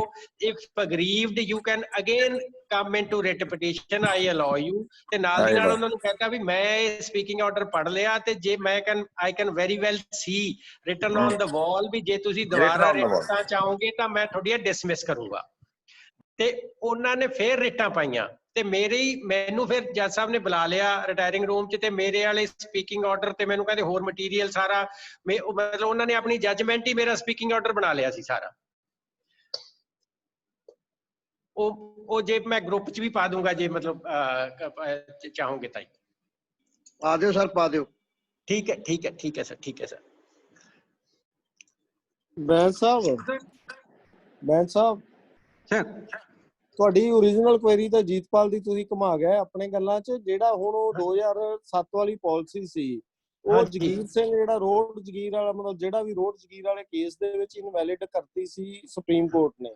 ਉਸ ਤੋਂ ਬਾਅਦ ਇਹਨਾਂ ਨੇ ਮਤਲਬ ਐਕਟ ਬਣਾਤਾ ਜਿਹੜਾ 2 ਲਾਈਨਾਂ ਵਾਲਾ, ਕਹਿੰਦੇ ਜਸਟ ਉਹਨਾਂ ਨੇ ਕਹਿ ਦਿੱਤਾ ਵੀ ਕਰ ਨਹੀਂ ਸਕਦੇ। ਨਹੀਂ ਉਹ 2 ਦਾ ਹੀ ਬਣਨਾ ਸੀ ਉਹਦੇ ਸੈਕਸ਼ਨ। ਸੁਣੋ ਮੈਨੂੰ ਪਤਾ, ਬਟ ਸਾਰਿਆਂ ਨੂੰ ਦੱਸਣ ਲਈ ਉਹਦੀ ਫੇਟ ਕੀ ਹੋਈ ਉਹ ਦੱਸਿਓ, ਐਕਟ ਕਿਉਂ ਬਣਿਆ ਤੇ ਕੀ ਹੋਇਆ ਉਹ ਦੱਸੋ। ਠੀਕ ਹੈ ਜੀ। ਚਲੋ 2007 ਦੀ ਪਾਲਿਸੀ ਦੇ ਅਗੇਂਸਟ ਵੱਖ-ਵੱਖ ਡਿਸਟ੍ਰਿਕਟਸ, ਵੱਖ-ਵੱਖ ਤਹਿਸੀਲਾਂ 'ਚ ਜ਼ਮੀਨਾਂ ਅਲਾਟ ਹੋ ਗਈਆਂ as per that policy of 2007। ਤੇ ਉਹ ਜਦੋਂ ਹੋਈਆਂ ਤਾਂ ਇੱਕ ਕੇਸ ਮਤਲਬ ਇੱਕ ਪੰਚਾਇਤ ਲੈਂਡ ਦਾ ਟੋਭੇ ਦਾ ਕੇਸ ਸੁਪਰੀਮ ਕੋਰਟ 'ਚ ਜਸਟਿਸ ਕਟਾਚੂ ਹੈਗੇ ਨੇ ਜਿਹੜੇ ਉਹ ਆਪਣੇ ਖਾਸਾ ਬੋਲਦੇ ਰਹਿੰਦੇ ਆ, ਉਹਨਾਂ ਦੀ ਅਦਾਲਤ 'ਚ ਉਹ ਕੇਸ ਚੱਲਦਾ ਸੀ। ਉਹ ਕਿਸੇ ਨੇ ਉੱਥੇ ਵਕੀਲ ਸਾਹਿਬ ਨੇ ਸ਼ਰਾਰਤ, ਮੈਂ ਤਾਂ ਸ਼ਰਾਰਤ ਹੀ ਕਹੂੰਗਾ, ਉਹਨਾਂ ਨੇ ਕਹਿਤਾ ਵੀ ਆਹ ਦੇਖੋ ਜੀ ਇਹ ਤਾਂ ਨਜਾਇਜ਼ ਕਬਜ਼ੇ ਪੰਜਾਬ ਸਰਕਾਰ ਆਪ ਕਰਾਉਣ ਲੱਗੀ ਹੋਈ ਆ ਲੋਕਾਂ ਨੂੰ। ਵੀ ਇਹਨਾਂ ਨੇ 2007 ਵਾਲੀ ਪਾਲਿਸੀ 'ਚ ਇਹਨਾਂ ਨੇ ਪਾਲਿਸੀ ਦੇ ਵਿੱਚ ਲਿਖਿਆ ਵੀ ਗਵਰਨਮੈਂਟ ਲੈਂਡ ਤੇ ਜਿਹੜੇ ਇਲੀਗਲ ਆਕੂਪੈਂਟ ਨੇ, ਇਲੀਗਲ ਆਕੂਪੈਂਟ, ਉਹਨਾਂ ਨੂੰ ਅਸੀਂ ਜ਼ਮੀਨਾਂ ਅਲਾਟ ਕਰ ਰਹੇ ਹਾਂ ਉਹਨਾਂ ਵੈਰੀ ਨੋਮੀਨਲ ਚਾਰਜਿਸ, ਕੋਈ 5000-7000 ਰੁਪਏ ਕਿੱਲੇ ਦੇ ਹਿਸਾਬ ਨਾਲ, 4500 ਰੁਪਏ ਕਿੱਲੇ ਦੇ ਹਿਸਾਬ ਨਾਲ। ਤੇ ਉਹਨੇ ਜਸਟਿਸ ਮਤਲਬ ਸੁਪਰੀਮ ਕੋਰਟ ਨੇ ਉਹਦੇ 'ਚ ਆਰਡਰ ਪਾਸ ਕਰਤਾ ਵੀ I hereby struck this policy of 2007 framed by the state of Punjab under package deal property act section 4C। ਤੇ ਉਹ ਕੈਂਸਲ ਜਦੋਂ ਸਟਰਕ ਡਾਊਨ ਹੋ ਗਈ ਤਾਂ ਸਾਡਾ ਤਾਂ ਖੈਰ, ਮੈਂ ਉਦੋਂ ਲੁਧਿਆਣਾ ਈਸਟ ਲੱਗਿਆ ਹੁੰਦਾ ਸੀ, ਬੜਾ ਪ੍ਰੈਸ਼ਰ ਸੀ, ਉਤੋਂ ਇਲੈਕਸ਼ਨ ਆ ਗਈ ਸੀ 12 ਵਾਲੀ, ਸਾਡੇ ਤੇ ਬੜਾ ਪ੍ਰੈਸ਼ਰ ਸੀ ਵੀ ਅਲਾਟਮੈਂਟ ਸਾਡੀਆਂ ਪੈਂਡਿੰਗ ਨੇ ਜੀ, ਕਰ ਦੋ। ਅਸੀਂ ਤਾਂ ਰਿਲੀਵਡ ਹੋਏ ਵੀ ਚਲੋ ਖਹਿੜਾ ਛੁੱਟਿਆ। ਪਰ ਉਹਦੇ ਨਾਲ ਜਿਹੜੀਆਂ ਅਲਾਟਮੈਂਟਸ ਲੋਕ ਮਤਲਬ 20-30 ਸਾਲ ਤੋਂ ਲੋਕ ਪੋਜੈਸ਼ਨਸ ਸੀਗੇ, ਜੈਨੂਅਨ ਉਹਨਾਂ ਦੀ ਬਣਦੀ ਸੀ ਮਤਲਬ ਅਲਾਟਮੈਂਟ, ਤੇ ਜੈਨੂਅਨ ਅਲਾਟਮੈਂਟ ਉਹਨਾਂ ਨੂੰ ਹੋ ਗਈ ਤੇ ਪੈਸੇ ਵੀ ਭਰਤੇ, ਕੰਡੀਸ਼ਨਸ ਵੀ ਪੂਰੀਆਂ ਹੋ ਗਈਆਂ। ਤੇ ਗਵਰਨਮੈਂਟ ਨੇ ਜਿਹੜੀ ਪਾਲਿਸੀ ਬਣਾਈ ਸੀ ਉਹ ਵੀ ਐਜ਼ ਪਰ ਲਾਅ ਸੀ, ਕਾਨੂੰਨ ਤੋਂ ਬਾਹਰ ਨਹੀਂ ਸੀਗੀ, ਤੇ ਉਹ ਹੀਊ ਐਂਡ ਕਰਾਈ ਹੋ ਗਿਆ। ਤੇ ਫਿਰ ਗਵਰਨਮੈਂਟ ਆਫ ਪੰਜਾਬ ਨੇ ਇੱਕ 2016 ਚ ਐਕਟ ਲੈ ਕੇ ਆਂਦਾ by amending package deal property act section 4C। ਉਹਦੇ ਚ ਗਵਰਨਮੈਂਟ ਨੇ ਕਿਹਾ ਵੀ ਜਿਹੜੀਆਂ ਉਹ 2007 ਵਾਲੀ ਪਾਲਿਸੀ ਦੇ ਅਗੇਂਸਟ ਅਲਾਟਮੈਂਟਸ ਹੋ ਚੁੱਕੀਆਂ ਸੀ, ਫਾਈਨਲ ਹੋ ਚੁੱਕੀਆਂ ਸੀ, ਅਲਾਟਮੈਂਟਸ ਹੋ ਕਨਵੇਂਸ ਡੀਡ ਜਾਰੀ ਹੋ ਚੁੱਕੀ ਸੀ ਤੇ ਮੁਟੇਸ਼ਨਸ ਹੋ ਚੁੱਕੇ ਸੀਗੇ, ਉਹ ਜਿਹੜੇ ਕਿ ਫਿਰ ਸੁਪਰੀਮ ਕੋਰਟ ਦੇ ਆਰਡਰ ਨਾਲ ਆਪਾਂ ਸੁਪਰੀਮ ਕੋਰਟ ਤੇ ਹਾਈ ਕੋਰਟ ਨੇ ਪ੍ਰੈਸ਼ਰ ਬਣਾ ਕੇ ਆਪਾਂ ਨੂੰ ਬਾਰ-ਬਾਰ ਕਹਿ ਕੇ ਉਹ ਦੁਬਾਰ ਤੋਂ ਸਟੇਟ ਦੇ ਨਾਂ ਕਰਵਾ ਲਏ ਸੀ ਆਪਾਂ ਤੋਂ, ਤੇ ਆਪਾਂ ਨੂੰ ਇਹ ਵੀ ਕਹਿਤਾ ਸੀ ਵੀ ਇਹਨਾਂ ਦਾ ਪੋਜੈਸ਼ਨ ਵੀ ਲੈ ਲਓ। ਉਹ ਜਿਹੜਾ ਆਪਾਂ ਐਕਟ ਇਨੈਕਟ ਕੀਤਾ ਬਾਈ ਅਮੈਂਡਿੰਗ 4C of the package deal property act, ਉਹ ਐਕਟ 'ਚ ਆਪਾਂ ਪਾ ਲਿਆ ਵੀ ਚਾਹੇ ਸੁਪਰੀਮ ਕੋਰਟ ਦੀ ਵੀ ਰੂਲਿੰਗ ਹੈਗੀ ਆ, ਸੁਪਰੀਮ ਕੋਰਟ ਦਾ ਵੀ ਕੋਈ ਆਰਡਰ ਆ, ਇਹ ਜਿਹੜੀ ਪਾਲਿਸੀ 2007 ਵਾਲੀ ਆ it will stand to be like that ਤੇ ਐਂਡ ਜਿਹੜੇ ਉਹਦੇ ਚ ਅਲਾਟਮੈਂਟਸ ਹੋ ਚੁੱਕੀਆਂ ਨੇ they will stand allotted। ਤੇ ਉਹ ਦੁਬਾਰ ਤੋਂ ਜੇ ਕੋਈ ਬੰਦਾ ਮਤਲਬ ਫਿਰ ਉਹਦੇ ਕੇਸ ਚੱਲਦੇ ਸੀਗੇ ਹਾਈ ਕੋਰਟ ਚ, ਲੋਕਾਂ ਨੇ ਜਿਨ੍ਹਾਂ ਤੋਂ ਆਪਾਂ ਖੋਲੀਆਂ ਸੀ ਉਹ ਹਾਈ ਕੋਰਟ ਚਲੇ ਗਏ ਸੀ। ਫਿਰ ਜਸਟਿਸ ਪਰਮਜੀਤ ਸਿੰਘ ਨੇ 53 ਰਿਟ ਪਟੀਸ਼ਨ, ਉਹ ਵੀ ਮੈਂ ਪਾ ਦੂੰ, ਮੇਰੇ ਕੋਲ ਹੈਗਾ ਆਰਡਰ, 53 ਰਿਟ ਪਟੀਸ਼ਨਸ ਯਕਦਮ ਡਿਸਾਈਡ ਕਰਦੇ ਹੋਏ ਉਹਨਾਂ ਨੇ ਕਿਹਾ ਸੀ ਵੀ ਸਟੇਟ ਲੈਜਿਸਲੇਚਰ ਨੇ ਇਹ ਐਕਟ ਬਣਾਤਾ ਤੇ legislature has every right to frame this act and ਉਹਨੇ ਇਹਨੂੰ ਕਹਿਤਾ ਜਿਹੜੀ ਸੁਪਰੀਮ ਕੋਰਟ ਦੀ ਰੂਲਿੰਗ ਆ ਉਹਨੂੰ ਇਨਵੈਲਿਡ ਡਿਕਲੇਅਰ ਕਰਤਾ।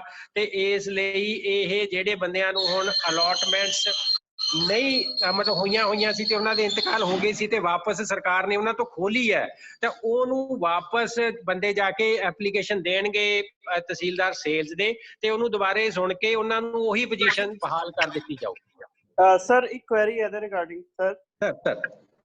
ਸਰ ਇਹਦੇ ਵਿੱਚ ਜਿਹੜਾ ਹਾਈ ਕੋਰਟ ਦਾ ਆਰਡਰ ਹੈਗਾ ਉਹਦੇ ਰਿਗਾਰਡਿੰਗ ਕੁਐਰੀ ਹੈ, ਜਿਹੜਾ ਜਸਟਿਸ ਪਰਮਜੀਤ ਦਾ 53 ਰਿਟ ਪਟੀਸ਼ਨ ਵਾਲਾ ਹੈ। ਹਾਂਜੀ ਸਰ, ਲਿਖਿਆ ਹੋਇਆ ਦਾ ਇੰਪਿਊਗਨਡ ਆਰਡਰਸ ਜਿਹੜੇ ਮਤਲਬ ਐਂਟੀ ਜਾਂ ਤਹਿਸੀਲਦਾਰ ਸੇਲਜ਼ ਵੱਲੋਂ ਹੋਏ ਆ that shall be declared null and void। ਫਿਰ ਉਹਨਾਂ ਨੇ ਜਿਹੜੇ ਨਵੀਂ ਐਪਲੀਕੇਸ਼ਨਸ ਲਿਖਣ ਲੈਣ ਬਾਰੇ ਲਿਖਿਆ ਆ ਤੇ ਉਹਦਾ ਕੋਈ ਟਾਈਮ ਪੀਰੀਅਡ ਜਾਂ ਕੀ ਹੋਵੇ ਤੇ ਉਹ ਡਿਸਾਈਡ ਕਿਸ ਬੇਸ ਤੇ ਕੀਤਾ ਜਾਣ। ਫਸਟ ਥਿੰਗ ਸਰ ਇੱਕ ਉਹ ਆਰਡਰ ਹੋਰ ਸੀਗਾ ਵੀ ਉਹਦੇ ਚ ਮੈਨੂੰ ਥੋੜੀ ਜਿਹੀ ਕਨਫਿਊਜ਼ਨ ਸੀ ਵੀ ਜਿਹੜੇ ਬੰਦੇ ਪਹਿਲਾਂ ਐਪਲੀਕੇਸ਼ਨ ਨਹੀਂ ਦੇ ਸਕੇ, ਜਿਹਨਾਂ ਨੂੰ ਓਰੀਜਨਲ ਨੋਟਿਸ ਨਹੀਂ ਹੋਈਆਂ, ਉਹ ਵੀ ਕੀ ਹੁਣ ਐਪਲੀਕੇਸ਼ਨ ਦੇ ਸਕਦੇ ਜਾਂ ਨਹੀਂ ਦੇ ਸਕਦੇ?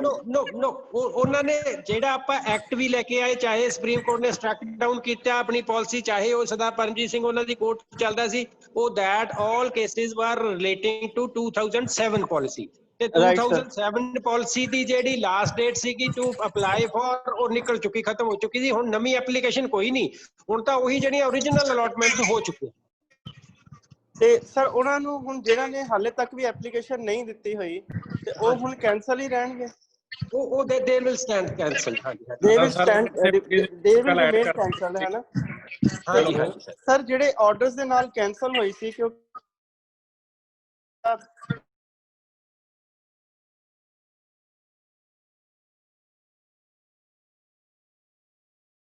ਹੁਣ ਨਲ ਐਂਡ ਵਾਈਡ ਹੋ ਗਏ, ਤੀ ਸਾਨੂੰ ਫਰੈਸ਼ ਆਰਡਰ ਪਾਸ ਕਰਨਾ ਪਊਗਾ ਜਾਂ ਐਜ਼ ਇਟ ਇਜ਼ ਹੀ ਰਹੂਗਾ ਉਹ? ਨਹੀਂ ਸਰ, ਆਪਾਂ ਮੋਟੇਟ ਹੀ ਕਰਤਾ ਸੀ ਨਾ ਵਾਪਸ, ਆਪਾਂ ਸਟੇਟ ਗਵਰਨਮੈਂਟ ਦੇ ਨਾਂ ਪ੍ਰਾਪਰਟੀਆਂ ਜਾਂ ਸੈਂਟਰ ਦੇ ਨਾਂ ਕਰਤੀਆਂ ਸੀਗੀਆਂ। ਸਰ ਮੋਸਟਲੀ ਜਿਹੜਾ ਨਾ ਮੈਂ ਹੁਣ ਇੱਥੇ ਫਲੋਰ 'ਚ ਵੀ ਦੇਖਿਆ, ਕਈ ਜਿੱਥੇ ਵੀ ਦੇਖਿਆ ਸਰ, ਉੱਥੇ ਮਿਊਟੇਸ਼ਨਸ ਤਾਂ ਮੈਜੋਰਟੀ ਕਈ ਜਗ੍ਹਾ ਨਹੀਂ ਚੜੀਆਂ ਹੋਈਆਂ, ਬਟ ਇੰਨਾ ਜ਼ਰੂਰ ਹੈ ਕਿ ਰਪਟਾ ਪਈਆਂ ਹੋਈਆਂ ਸੀਗੀਆਂ ਨਾ। ਬਾ ਫਿਰ ਉਹ ਰਪਟਾ ਚੱਕ ਦੋ ਸਰ।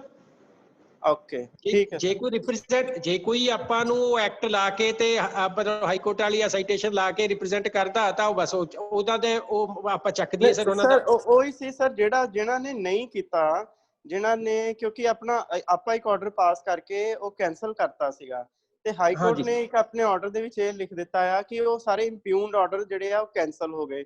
ਤੇ ਕੀ ਸਰ ਹੁਣ ਮਤਲਬ ਉਹ ਤਾਂ ਕੈਂਸਲ ਹੋ ਗਏ, ਉਸ ਤੋਂ ਬਾਅਦ ਉਹਨੇ ਕਿਹਾ ਵੀ ਮੁੜ ਕੇ ਇਹਨਾਂ ਦੀ ਐਪਲੀਕੇਸ਼ਨ ਜਿਹੜੇ ਬੰਦੇ ਦਿੰਦੇ ਆ ਉਹਨਾਂ ਨੂੰ ਤੁਸੀਂ ਡਿਸਾਈਡ ਕਰੋ, ਉਹ ਲੋਕਾਂ ਨੇ ਦਿੱਤੀਆਂ ਨਹੀਂ। ਤੇ ਸਰ ਹੁਣ ਜਿਹੜੇ ਆ ਕੀ ਚੀਜ਼ ਸਟੈਂਡ ਕਰਦੀ, ਉਹ ਜਿਹੜੇ ਸਾਡੇ ਆਰਡਰਸ ਕੈਂਸਲ ਹੋ ਗਏ ਆ ਉਹ ਸਟੈਂਡ ਕਰਦੇ ਪਏ ਆ, ਜਾਂ ਕਿ ਜਿਹੜੀ ਪਾਲਿਸੀ ਕੈਂਸਲੇਸ਼ਨ ਦੇ ਅਸੀਂ ਆਰਡਰ ਪਾਏ ਸੀ, ਰਪਟਾ ਪਾਈਆਂ ਹੋਈਆਂ, ਉਹ ਸਟੈਂਡ ਕਰਦੇ ਆ? ਸਰ ਆਪਣੇ ਕੋਲੇ ਦੇਖੋ, ਪਾਲਿਸੀ ਕੈਂਸਲੇਸ਼ਨ ਆਪਾਂ ਜਿਹੜੀ ਰਪਟਾ ਪਾਈਆਂ ਸੀ, ਚਾਹੇ ਮੁਟੇਸ਼ਨ ਕਰਤੇ ਚਾਹੇ ਪੋਜੈਸ਼ਨ ਵੀ ਲੈ ਲੇ, ਉਹ ਆਪਾਂ as per government instructions supreme court ਦੇ ਮਤਲਬ ਡੰਡੇ ਨਾਲ ਆਪਾਂ ਮਤਲਬ ਉਹਨਾਂ ਦੀ ਰੂਲਿੰਗ ਦੇ ਹਿਸਾਬ ਨਾਲ ਕੀਤਾ ਸੀ ਸਾਰਾ ਕੁਝ। ਹਾਂਜੀ, ਉਸ ਤੋਂ ਬਾਅਦ ਦੀ ਤਰੀਕ 'ਚ ਆਪਾਂ ਨਵਾਂ ਐਕਟ ਲੈ ਕੇ ਆਏ ਆ ਸਟੇਟ। ਜੀ ਸਰ। ਤੇ ਜੇ ਕਿਸੇ ਨੇ ਉਸ ਐਕਟ ਦੇ ਮਤਲਬ ਅਕੋਰਡਿੰਗ ਆਪਾਂ ਤੋਂ ਕੋਈ ਮਤਲਬ ਰਿਲੀਫ ਲੈਣੀ ਹੈ, he has to apply for it. he has to apply. if he hasn't applied then ਉਹੀ ਆਰਡਰ ਸਾਡੇ ਵਾਲੇ ਸਟੈਂਡ ਕਰਦੇ ਯਾਰ। ਬਿਲਕੁਲ, ਆਪਾਂ ਸੁਪਰੀਮ ਕੋਰਟ ਜੇ ਕੋਈ ਆਪਣੇ ਲਈ ਤਾਂ ਉਹ ਐਗਰੀ ਕਰਦਾ ਸੁਪਰੀਮ ਕੋਰਟ ਦੇ ਆਰਡਰ ਨੂੰ।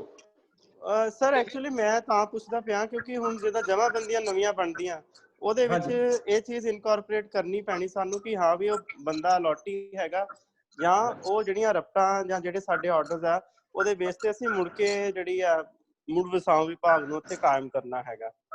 ਹਾਂ ਠੀਕ ਹੈ ਜੀ। ਤੇ ਨਹੀਂ ਤੁਸੀਂ ਤਾਂ ਉਹੀ ਜੋ ਪੋਜੀਸ਼ਨ, ਜੇ ਕੋਈ ਅਪਲਾਈ ਕਰਦਾ ਤਾਂ ਉਹਨੂੰ ਸੁਣ ਕੇ ਉਹਦਾ ਫੈਸਲਾ ਕਰ ਦੋ। ਨਹੀਂ ਸਰ, ਅਪਲਾਈ ਨਹੀਂ ਨਾ ਕੀਤਾ ਮੈਂ, ਉਹੀ ਸਰ ਮੇਰਾ ਕੁਐਸਚਨ ਇੱਥੇ ਆ ਵੀ ਅਪਲਾਈ ਕਿਸੇ ਨੇ ਨਹੀਂ ਕੀਤਾ ਹੋਇਆ, ਤੇ ਫਿਰ ਆਪਾਂ ਕਿਉਂ ਛੇੜਨਾ? ਫਿਰ ਉੱਥੇ ਸਰ ਗਵਰਨਮੈਂਟ ਹੀ ਲਿਆ ਦੀ ਹੈ ਨਾ। ਹਾਂ ਬਿਲਕੁਲ, ਉੱਥੇ ਗਵਰਨਮੈਂਟ ਆ ਜਾਊਗੀ ਸਰ। ਠੀਕ ਹੈ ਸਰ, ਠੀਕ ਹੈ ਜੀ। ਹਾਂਜੀ ਸਰ, ਓਕੇ। ਸਰ ਇਹਦੇ ਨਾਲ ਹੀ ਰਿਲੇਟਡ ਹੈ ਜਿਹੜਾ ਜਸਟਿਸ ਪਰਮਜੀਤ ਸਿੰਘ ਵਾਲੀ ਜਿਹੜੀ ਉਹਨਾਂ ਨੇ 38 ਡਿਸਪੋਜ਼ ਕੀਤੀਆਂ ਇੱਕ ਆਰਡਰ ਦੇ ਵਿੱਚ, ਇੱਕ ਉਸ ਤੋਂ ਬਾਅਦ ਐਲਪੀਏ ਦੇ ਵਿੱਚ 401 ਐਲਪੀਏ, ਉਹਦੇ ਚ ਹਰ ਇੱਕ ਜਗ੍ਹਾ ਸਿਰਫ ਲੁਧਿਆਣੇ ਤੋਂ ਮੈਂ ਦੇਖਿਆ, ਲੁਧਿਆਣੇ ਤੋਂ ਹੁਣ ਵੀ ਜਾ ਰਹੀ ਹੈ, ਮੇਰੇ ਹੁੰਦੇ ਵੀ ਗਈ ਸੀ ਵੀ ਉਹਦੇ ਚ ਸਟੇਟਸ ਰਿਪੋਰਟ ਜਾਂਦੀ ਹੈ ਆਫਟਰ ਐਵਰੀ 3 ਮੰਥ। ਐਲਪੀਏ 401 ਦੇ ਵਿੱਚ ਵੀ ਕਿੰਨੇ ਪੋਜੈਸ਼ਨ ਲੈ ਲਏ, ਕਿੰਨੇ, ਉਹ 401 ਸਟਿਲ ਚੱਲ ਰਹੀ ਹੈ, ਉਹਦਾ ਕੀ ਫੇਟ ਆ ਸਰ 401 ਦਾ? ਉਹਦੀ ਕੀ ਬੈਕਗ੍ਰਾਉਂਡ ਆ ਤੇ ਕੀ ਫੇਟ ਆ ਉਹਦਾ? ਉਹਦੇ ਚ ਬੇਸਿਕਲੀ ਉਹਦੇ ਚ ਮੈਂ ਵੀ ਕਈ ਵਾਰ ਪੇਸ਼ ਹੋਇਆ ਸੀ ਜਦੋਂ ਮੈਂ ਐਮਈਓ ਸੀਗਾ ਨਾ, ਉਹ ਐਲਪੀਏ ਚ ਮੈਂ ਪੇਸ਼ ਕਈ ਵਾਰ ਹੋਇਆ ਸੀਗਾ। ਐਮਈਏ ਬ੍ਰਾਂਚ ਹੀ ਰਿਪੋਰਟਸ ਜਾਂਦੀਆਂ ਸੀ ਤੁਹਾਡੇ ਕੋਲ ਹੀ ਸਰ? ਨਹੀਂ, ਰਿਪੋਰਟਾਂ ਤਾਂ ਜਾਂਦੀਆਂ ਸੀਗੀਆਂ, ਅਸੀਂ ਉੱਥੇ ਇਹੀ ਕਿਹਾ ਸੀ ਵੀ ਜਾਂ ਤਾਂ ਤੁਸੀਂ ਅਲਟਰਾ ਵਾਇਰਸ ਡਿਕਲੇਅਰ ਕਰ ਦਿਓ ਜੀ ਸਾਡੇ ਐਕਟ ਨੂੰ ਜੀ, ਠੀਕ ਹੈ ਨਾ, ਜਾਂ ਫਿਰ ਤੁਸੀਂ ਮਤਲਬ ਤੁਸੀਂ, ਨਹੀਂ ਤਾਂ ਤੁਹਾਨੂੰ ਸੁਣਨ ਦੀ ਕੈਪੈਸਿਟੀ ਉਹ ਹੈ ਨੀ ਗੀ। ਉਹ ਅਜੇ ਵੀ ਚੱਲ ਰਿਹਾ ਨਾ 401 still going on I think. ਉਹ ਚੱਲੀ ਜਾ ਰਿਹਾ, ਉਹ ਜੱਜ ਬਸ ਐਂ ਘਮਾਈ ਬਿਨਾ ਮਤਲਬ ਤੋਂ। ਅਸੀਂ ਤਾਂ ਉਹ ਗਾਲਾਂ ਗੱਪਾਂ, ਜਿਹੜਾ ਬੰਦਾ ਜਾਂਦਾ ਉੱਥੇ ਉਹ ਮੈਨੂੰ ਭੇਜ ਦਿੰਦੇ ਸੀ ਵੀ ਇਹ ਗਾਲਾਂ ਗੁਲਾ ਸੁਣਿਆ ਹੋਊਗਾ। ਮੈਂ ਸੁਣ ਕੇ ਆ ਜਾਂਦਾ ਸੀਗਾ। ਤੇ ਅਸੀਂ ਤਾਂ ਉੱਥੇ ਇੱਕ ਵਾਰੀ ਦੀਪਿੰਦਰ ਸਰ ਨਾਲ ਮੈਂ ਗਿਆ, ਦੀਪਿੰਦਰ ਸਰ ਤਾਂ ਉਹਨਾਂ ਨੂੰ ਸਿੱਧਾ ਹੀ ਪੈ ਗਏ, ਕਹਿੰਦੇ ਜੱਜ ਸਾਹਿਬ ਵੀ ਮਾਈ ਲਾਰਡ ਇਹਨੂੰ ਤੁਸੀਂ ਦੋ ਚੀਜ਼ਾਂ ਨੇ ਸਾਡੇ ਕੋਲੇ, ਜਾਂ ਤਾਂ ਮਤਲਬ legislature has all the powers and they have utilizing their powers they have enacted an act। ਤੇ ਜੇ ਤੁਸੀਂ, ਤੁਹਾਨੂੰ ਲੱਗਦਾ ਵੀ ਇਹ ਐਕਟ ਗਲਤ ਇਨੈਕਟ ਹੋਇਆ, ਤੁਸੀਂ ਇਹਨੂੰ ਅਲਟਰਾ ਵਾਇਰਸ ਡਿਕਲੇਅਰ ਕਰ ਦਿਓ।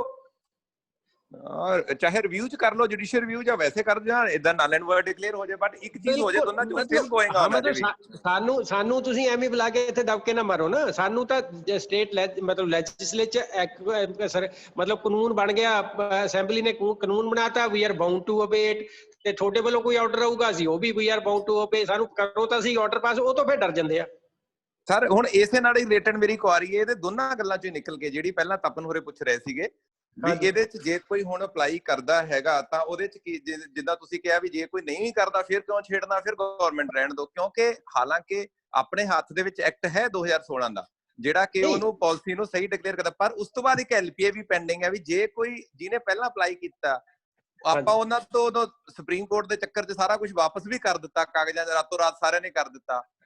ਹੁਣ ਜੇ ਐਕਟ ਆਪਣੇ ਹੱਕ 'ਚ ਆ ਪਰ LPA 401 ਪੈਂਡਿੰਗ ਹੈ, ਜੇ ਹੁਣ ਕੋਈ ਨਹੀਂ ਕਰਦਾ ਜਿਵੇਂ ਤਪਨ ਹੋਰਾਂ ਦਾ ਨਹੀਂ ਕਰ ਰਿਹਾ ਫਿਰ ਤਾਂ ਠੀਕ ਹੈ, ਮੰਨ ਲਓ ਕਰਦਾ ਕੋਈ, ਦੈਨ ਹਾਊ ਟੂ ਪ੍ਰੋਸੀਡ। ਆਪਾਂ ਐਕਟ ਦੇਖੀਏ ਜਾਂ 401 ਪੈਂਡਿੰਗ ਆ, what should be the midway? ਤੁਹਾਡਾ 401 ਨਾਲ ਸਰ ਕੋਈ ਕਨੈਕਸ਼ਨ ਹੀ ਹੈ ਨਹੀਂਗਾ। ਤੁਹਾਨੂੰ ਕਿਹੜਾ ਕੋਈ 400, ਤੁਹਾਨੂੰ ਕੀ ਪਤਾ 401 ਚੱਲਦੀ ਹੈ? ਨਹੀਂ, ਉਹਦੇ ਚ ਤਾਂ ਸਿਰਫ ਇਹ ਆ ਵੀ ਆਪਣੀਆਂ ਸਟੇਟਸ ਰਿਪੋਰਟਸ ਜਾਂਦੀਆਂ ਨੇ ਤਹਿਸੀਲ ਸਰ। ਅਸੀਂ ਭੇਜਦੇ ਹਾਂ ਸਰ ਸਟੇਟਸ ਰਿਪੋਰਟ ਜੋ 401 ਚ 402 403 ਉਹਨਾਂ ਚ ਤੁਹਾਨੂੰ ਕੁਝ ਨਹੀਂ ਪਤਾ, ਉਹਨੂੰ ਤਾਂ ਆਊਟ ਆਫ ਦਾ ਪਤਾ ਨਹੀਂ ਸਿਸਟਮ, ਮਤਲਬ ਅਦਰਵਾਈਜ਼ ਰਿਪੋਰਟ ਜਾਂਦੀ ਹੈ ਸਰ। ਅਜੀਤਪਾਲ ਕੰਫਿਊਜ਼ ਨਾ ਹੋਵੋ, ਕੰਫਿਊਜ਼ ਕਰੋ ਨਾ। ਜੇ ਜਦੋਂ ਤੱਕ ਐਕਟ ਨੂੰ ਅਲਟਰਾ ਵਾਇਰ ਨਹੀਂ ਕੀਤਾ ਗਿਆ ਤੇ ਐਕਟ ਹੀ ਤੁਹਾਡੇ ਲਈ ਸਾਰਾ ਕੁਝ ਹੈ। ਕੋਈ 401 ਦਾ ਮੁੱਲ ਨਹੀਂ, ਕੋਈ 402 ਦਾ ਮੁੱਲ। ਜੇ ਕੋਈ ਰਿਪੋਰਟਾਂ ਮੰਗਦਾ ਰਿਪੋਰਟਾਂ ਦੇਈ ਜੋ, ਬਟ ਜਿਹੜਾ ਐਕਟ ਹੈ ਉਹ ਹੀ ਸਟੈਂਡ ਕਰਦਾ ਜਦੋਂ ਤੱਕ ਉਹ ਸਟਕ ਡਾਊਨ ਨਹੀਂ ਹੁੰਦਾ। ਠੀਕ ਹੈ। ਇਸ ਕਰਕੇ ਕਿਸੇ LPA ਦਾ, ਕਿਸੇ ਡਿਸੀਜਨ ਦਾ, ਜੇ ਕੋਈ ਨਵੀਂ ਡਿਸੀਜਨ ਚ ਕੋਈ ਗਾਈਡਲਾਈਨਸ ਆਈਆਂ ਜਿਵੇਂ ਗੱਲ ਕਰ ਰਹੇ ਹੋ ਪਰਮਜੀਤ ਵਾਲੀਆਂ, ਤਾਂ ਉਹ ਤਾਂ ਇੰਪਲੀਮੈਂਟ ਹੋ ਸਕਦੀਆਂ, but act till today act is ਮਤਲਬ ਕਿ ਕਹਿ ਲਓ ਵੈਲਿਡ ਐਕਟ, ਤੇ ਉਹਦੇ ਤਹਿਤ ਹੀ ਕੰਮ ਹੋਣਾ। ਡਿਪੈਂਡੈਂਸੀ ਜਿੰਨੀ ਮਰਜ਼ੀ ਚੱਲਦੀ ਰਹੇ। ਠੀਕ ਹੈ। ਅੱਛਾ, ਹੁਣ ਟਾਈਮ ਕਾਫੀ ਹੋ ਗਿਆ ਮੁੰਡਿਓ, ਜੇ ਕਿਸੇ ਦੀ ਕੋਈ ਪਾਰਟਿਕੂਲਰ ਕੁਐਰੀ ਹੈ ਤਾਂ ਗੱਲ ਕਰ ਲਓ, ਨਹੀਂ ਤਾਂ ਫਿਰ ਹੁਣ ਬਾਏ ਬਾਏ ਕਰੀਏ, ਨੈਕਸਟ ਵੀਕ ਫਿਰ ਮਿਲਾਂਗੇ।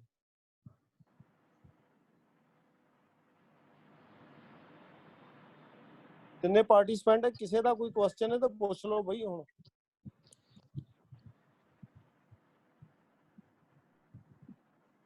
ਚਲੋ ਮੈਨੂੰ ਲੱਗਦਾ ਸਾਰੇ ਬੋਰ ਹੋ ਗਏ sir. Thank you very much. ਵਧੀਆ, ਬਹੁਤ ਵਧੀਆ ਸੀ। ਬੋਰ ਨਹੀਂ ਹੋਏ। Thank you very much. Bains Sahib bore ਨਹੀਂ ਹੋਏ, ਬਹੁਤ ਹੀ ਧਿਆਨ ਨਾਲ ਸਾਰੇ ਸੁਣ ਰਹੇ ਸੀਗੇ, ਬੋਰ ਨਹੀਂ ਹੋਏ। Thank you very much. Thank you very much. Thank you very much.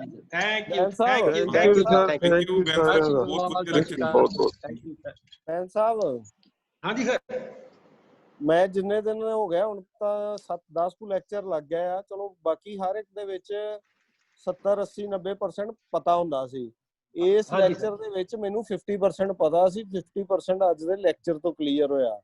ਜੇ ਮੇਰੀ ਸੁਣ ਤਾਂ ਲਓ, ਮੇਰੀ ਜੇ ਪੋਜੀਸ਼ਨ ਇਹ ਆ ਨਾ, ਤੇ ਮੈਂ ਸੋਚਦਾ ਵੀ ਮੇਰੇ ਨਾਲੋਂ ਵਰਸ ਵੀ ਬੜੇ ਨੇ, ਚੰਗੇ ਤਾਂ ਚਲੋ ਹੈ ਹੀ ਨੇ, ਤੇ ਕਈ 10-15% ਵਾਲੇ ਸੀ ਤੇ ਉਹ 75-80 ਤੱਕ ਅੱਜ ਪਹੁੰਚ ਗਿਆ ਹੋਣਗੇ। ਬੜਾ ਨੰਬਰ ਸ਼ੇਅਰ ਕਰ ਦਿਆਂਗੇ, ਕਲੀਅਰ ਕਰ ਲੈਣਗੇ। ਟਾਈਮ ਬਹੁਤ ਹੋ ਗਿਆ, ਬੋਰ ਨਹੀਂ ਹੋਏ, ਬਟ ਆਪਣੀਆਂ ਆਲਮੋਸਟ ਕੁਐਰੀਜ਼ ਜਿਹੜੀਆਂ ਨੇ ਸਾਰੀਆਂ ਸੋਲਵ ਹੋ ਗਈਆਂ ਨੇ।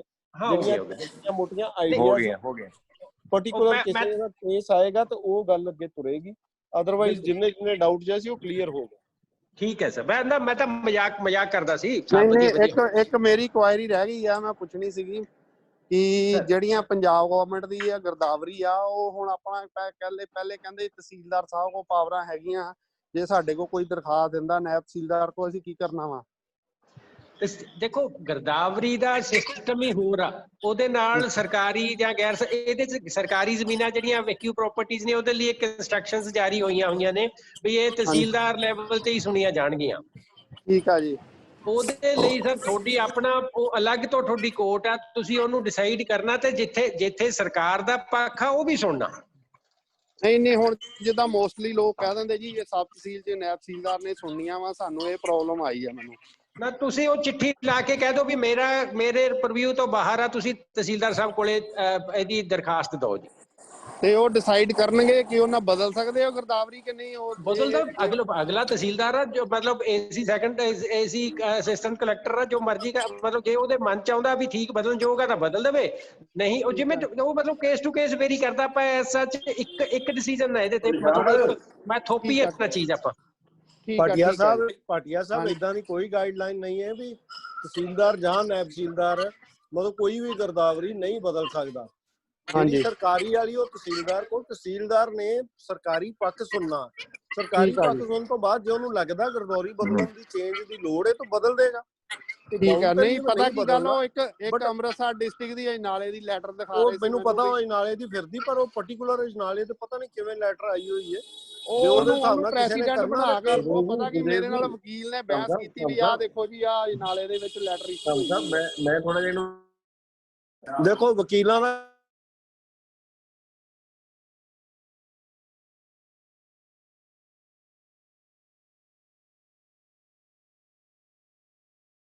ਨਹੀਂ ਕਰ ਸਕਦੇ ਤੁਸੀਂ ਉਹਨੂੰ, ਤੁਸੀਂ ਲੈਟਰ ਲਾ ਕੇ ਤੇ ਤਹਿਸੀਲਦਾਰ ਨੂੰ ਰੈਫਰ ਕਰੋਗੇ। ਅਸੀਂ ਫਾਰਵਰਡ ਕਰ ਦਈਏ, ਮਤਲਬ ਇਹੀ ਮੇਰੀ ਕੁਐਰੀ ਸੀ। ਫਾਰਵਰਡ ਤੁਸੀਂ ਲਓਗੇ ਵੀ ਜ਼ਰੂਰ, ਇਹ ਨਹੀਂ ਵੀ ਲਓਗੇ ਨਹੀਂ। ਹਾਂ ਇਹੀ ਮੇਨ ਇਹ ਕੁਐਰੀ ਸੀਗੀ ਮੇਰੀ। ਹਾਂਜੀ ਨਹੀਂ ਪੁਆਇੰਟ ਦੂਜਾ ਇੱਕ ਹੋਰ ਹੈਗਾ ਧੰਮ ਸਾਹਿਬ ਕਿ ਇਹਦੇ ਵਿੱਚ ਜਿਹੜਾ ਬੈਂਸ ਸਾਹਿਬ ਨੇ ਕਿਹਾ ਕਿ ਉਹਦਾ ਸਰਕਾਰੀ ਪੱਖ ਵੀ ਡਿਫੈਂਡ ਹੋਣਾ ਜ਼ਰੂਰੀ ਹੈ।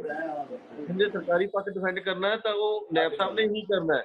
ਜਿਹਨਾਂ ਦੇ ਏਰੀਆ 'ਚ ਉਹ ਹੈਗਾ ਤਾਂ ਉਹ ਪਾਰਟੀ ਬਣਾਉਣਾ ਜ਼ਰੂਰੀ ਹੈ। ਬਿਲਕੁਲ ਸਰ, ਪਾਰਟੀ ਬਣਾ ਕੇ ਨਹੀਂ ਸਰ ਇੱਥੇ ਨਹੀਂ ਹੈ ਵੀ ਸਰ ਉਹਨੂੰ ਨਾਇਬ ਤਹਿਸੀਲਦਾਰ ਨੂੰ ਬਣਾਉਣਾ ਜ਼ਰੂਰੀ ਨਹੀਂ ਹੈ, ਉਹਨਾਂ ਨੂੰ ਸਟੇਟ ਨੂੰ ਬਣਾਉਣਾ ਜ਼ਰੂਰੀ ਹੈ। ਪਰ ਸਟੇਟ ਨੂੰ ਰਿਪਰੈਜ਼ੈਂਟ ਨਾਇਬ ਤਹਿਸੀਲਦਾਰ ਔਰ ਸੁਪਰਡੈਂਟ, ਉਹਨਾਂ ਦਾ ਸਬ ਤਹਿਸੀਲਦਾਰ ਹੈ ਸੁਪਰਡੈਂਟ ਨਾਇਬ ਤਹਿਸੀਲਦਾਰ ਹੀ ਕਰੇਗਾ। ਹਾਂ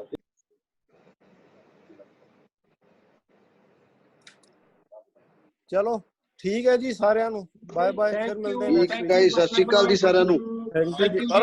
ਸਰ ਚਿੱਠੀ ਸ਼ੇਅਰ ਕਰ ਦਿਓ ਪਲੀਜ਼। ਹੈ ਹਾਂਜੀ ਸਰ ਹੈਲੋ ਬੈਂਸ ਸਾਹਿਬ ਬਹੁਤ ਧੰਨਵਾਦ ਸਰ ਤੁਹਾਡਾ ਜੀ। Thank you sir, thank you. Sir ਚਿੱਠੀ ਸ਼ੇਅਰ ਕਰ ਦਿਓ ਵੀ ਜੀ ਨਹੀਂ ਸੁਣ ਸਕਦੇ ਨੈਪਸੀ ਦਾ। ਬਿਲਕੁਲ ਕਰ ਦੇਣਾ ਸਰ। ਠੀਕ ਹੈ, thank you Bains sir. Thank you sir, thank you sir. Thank you ਜੀ, ਥੈਂਕ ਯੂ। ਸਤਿ ਸ਼੍ਰੀ ਅਕਾਲ ਜੀ। ਸਤਿ ਸ਼੍ਰੀ ਅਕਾਲ।